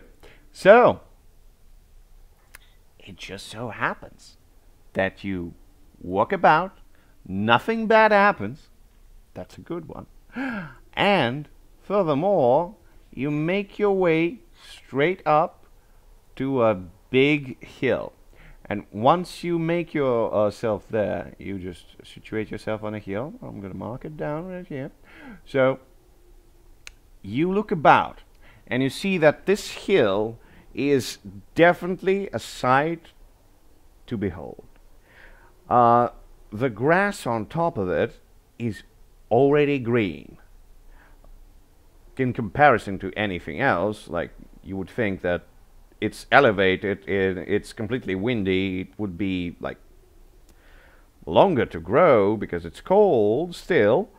But at this point, this particular hill is completely green. And you can see that even the trees on top of it are having some leaves. And there's definitely some feeling of like mystery and awe in the air. Like the atmosphere itself, it's thick with energy. You're not sure like what kind, but it's definitely there. And you see all about you. You can see probably a couple of more days away, right around there, there's something resembling a village. And you can also look about somewhere to this side. So between the two bigger figures, there's something about the village as well. And when you look here, you don't see any villages in between here. You only see the giant walls that are there. And you can definitely see that those walls are higher than the hill you're currently on. And Okay. the hill would be, like, in comparison to where you were, it would be around 200 or 300 meters above. So this shit is big. Okay. As Sharpbeak reaches the apex of the large hill, he looks out over the landscape. You almost have that, like, the wind is blowing, right? Because it's super windy during this, so he almost looks majestic. But then, like, he's towered by Olaf and Silius, giving clear perspective. And he looks about, and he thinks that this is a fine place to populate. Yeah, looks like it. So, may I? By all means. Okay, so... Yep, post it in Fine so place. everybody can see. Yes. Yeah, colonize. So if I return to this place later, I can use the replenish move on this location. So I go down by 2 as I leave a happy Joda couple or whatever behind. And what we do is we, since the hill is so high, we dig into the flanks of it. And good. they are going to be at work creating like a little network. So it's kind of like, Yeah. you know, just like little holes in the hills that the Jota could be peeking out of at from time to time. Yeah, and they get to it doing that, and Sharpbeak kind of gestures to Olaf and Silius. Other villages, take them first. That one close to cave, yes? What was that? I just heard cave, close to cave. Other Yeah. what? The cave is there. Yep, This one you and destroyed.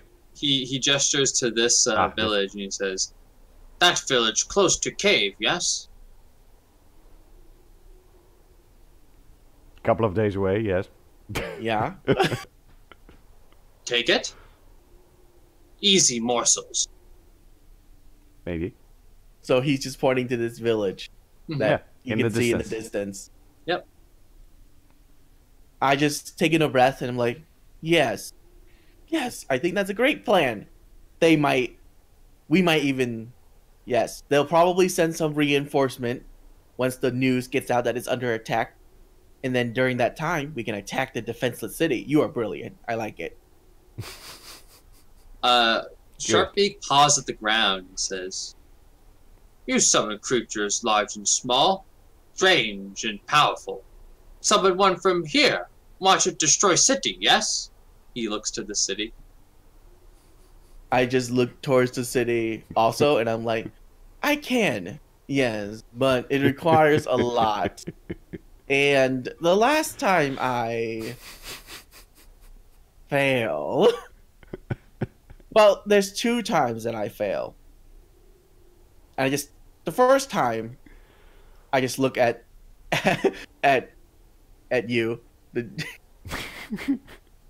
Sharpbeak, and well, the second time you saw what happened. Death appeared, and it wasn't pretty. It wasn't pretty. So, I tried to keep my summons small and do it to a singular task. You know, not too big, not too small. But yes, once we attack the city, I could start sending things towards the city. I agree. But I also like to watch its destruction. And we're still too far away for that. So That's my main goal of doing this. So I can watch the city fall. Sharpbeak says, "First village, then city. Or city, then village. I agree. Which one?" Let's go for the village first. I gesture towards that village down there. Good. It's Cellius. still a couple of days away. It is. Mm-hmm. No, that's what I say to you, the Joda. Yeah. It's a couple of days away. We can't just wander towards there and attack it on a daily basis. You know, it's quite far. I know. And he starts walking down the hill towards the village. Okay. So, since technically we get 15 minutes left before our barbarian has to go, I think that would be a good spot to kind of start wrapping it up a little bit in order to make it end of session, stuff like this. Okay. Sure. Okay. So, I'm gonna do that, and I'm just gonna click off the windy thing. I'm gonna go back to the burned out village. That would be a good closing music for you. So, we start from the simple things. We start from end of session questions, which at this point I may think about changing them, but still the same. So, did you discover something new or important about the world? Yes. What did you do? Like what's that? The living plants, that they exist. Ah, Yes. living plants. Yes, yes. Good, good. Living plants. Look out below for green roots. Great. So, did you manage to find, well, loot, to be precise, a treasure? Yeah, we did. We looted the adventuring gear and the rations from the village. So, valuable or memorable? I mean, yeah, it's like our first, like... I mean, Sacking he did also board. loot all the trinkets. We just didn't take it with us on the journey. All right. I would give it to you. Did you overcome a noticeable or powerful enemy? Definitely Yeah. yes. Okay. Well, we didn't really. Yeah. The plants, definitely. We got Okay. away from those guys safely. I mean, you got away from them, not overcome them. That is The- overcoming. The Jota overcame a large whale. All right. I had to roll for it. Yeah, I know. All right. So, you all get free XP from that. And I would reveal the today's achievement that you didn't get, which is... You said? What? You said 3 or free? Free, which is 1, 2, free. Free XP for each and every one of you for answering 3 questions. Yes. Which is discovering something new, overcoming a powerful, noticeable enemy, or looting something valuable or memorable. And then today's achievement was First Blood. And basically, if one of you would die, you would get XP. But you didn't. Technically, we did. A Yeah, lot of the I Jotas lost died. 11. No, I lost no, 9 no, people. no, no. Yeah. No. The PC, I mean. Uh-huh. So yeah. We'll see. Maybe something would happen next session, but I'm gonna make it variable. I'm gonna make sure that the next session the goal would be a bit different. But yes, speaking of goals, how about your personal goals, guys? Have I fed the horde? Let's go down the line. Olaf, what's your personal goal? Bring something evil into this world that someone else has to deal with. I call that death. Which someone else didn't have to deal with. To be precise, you did not bring death. I don't care. It was from my move. So yes, I brought him. No. Yes. No. It resulted from my move. It did, So but I you brought didn't him. bring It it. was unintentional. I understand, but you didn't bring it. Come on, mate. No. No. It brought itself. It came of its own volition. It used the opportunity that I thinned the veil between life and death to came and told me. You didn't bring it. So without my effort, No. you would have not been able to do No, so. Bill. No. No. You did not bring it. If you brought death, you'd be dead. No. It just came to visit. Because it felt like it. Sorry, but no. Alright. What about the Jotas? My goal is to feed the horde. I feel like I've done that. Let me think so. I think in the beginning, with the village. Yes, pillaging the village. It did serve good to you. Like, they ate a lot. Yeah, I mean, there was that. There was the whale, even though it disappeared. I mean, and we're yeah. scavengers, so, we were able to find food. I mean, we would set a precedent so you would not fish for any, like, scavenging thingies. Like, if you find something, like, good and tasty, like, not some scraps and useless schmucks around the road. Like, if you find something good and tasty, like the grain or beef jerky, something like that. So you want to be feed the horde beyond scavenging? I would say yes, because that's feeding, because you need to be a happy horde in order to gain XP. Happy horde. Well, I mean, I XP. thought it was, yeah. Okay, sure. I think so. I'll change it. So. All right. Silius, how about your personal goal? Well, definitely not. Definitely not. What's your personal goal? Tell me. Some slave females, instead of letting the other weird, crazy guys, sadists, eating them and killing them. Gain some slave women. Good, interesting thing. I mean, Hey, if you want a slave woman, you could just ask Olaf to summon you one. Like, first of all, like, I want to stress out that I did give you the opportunity to choose the sex of the child. I did give you that. So it's on you. It's on you. But yes, you're right. You don't get that. Okay. So guys, that would be end of session for today, since our barbarian has to go. And I hope you liked it, and we'll wrap it up.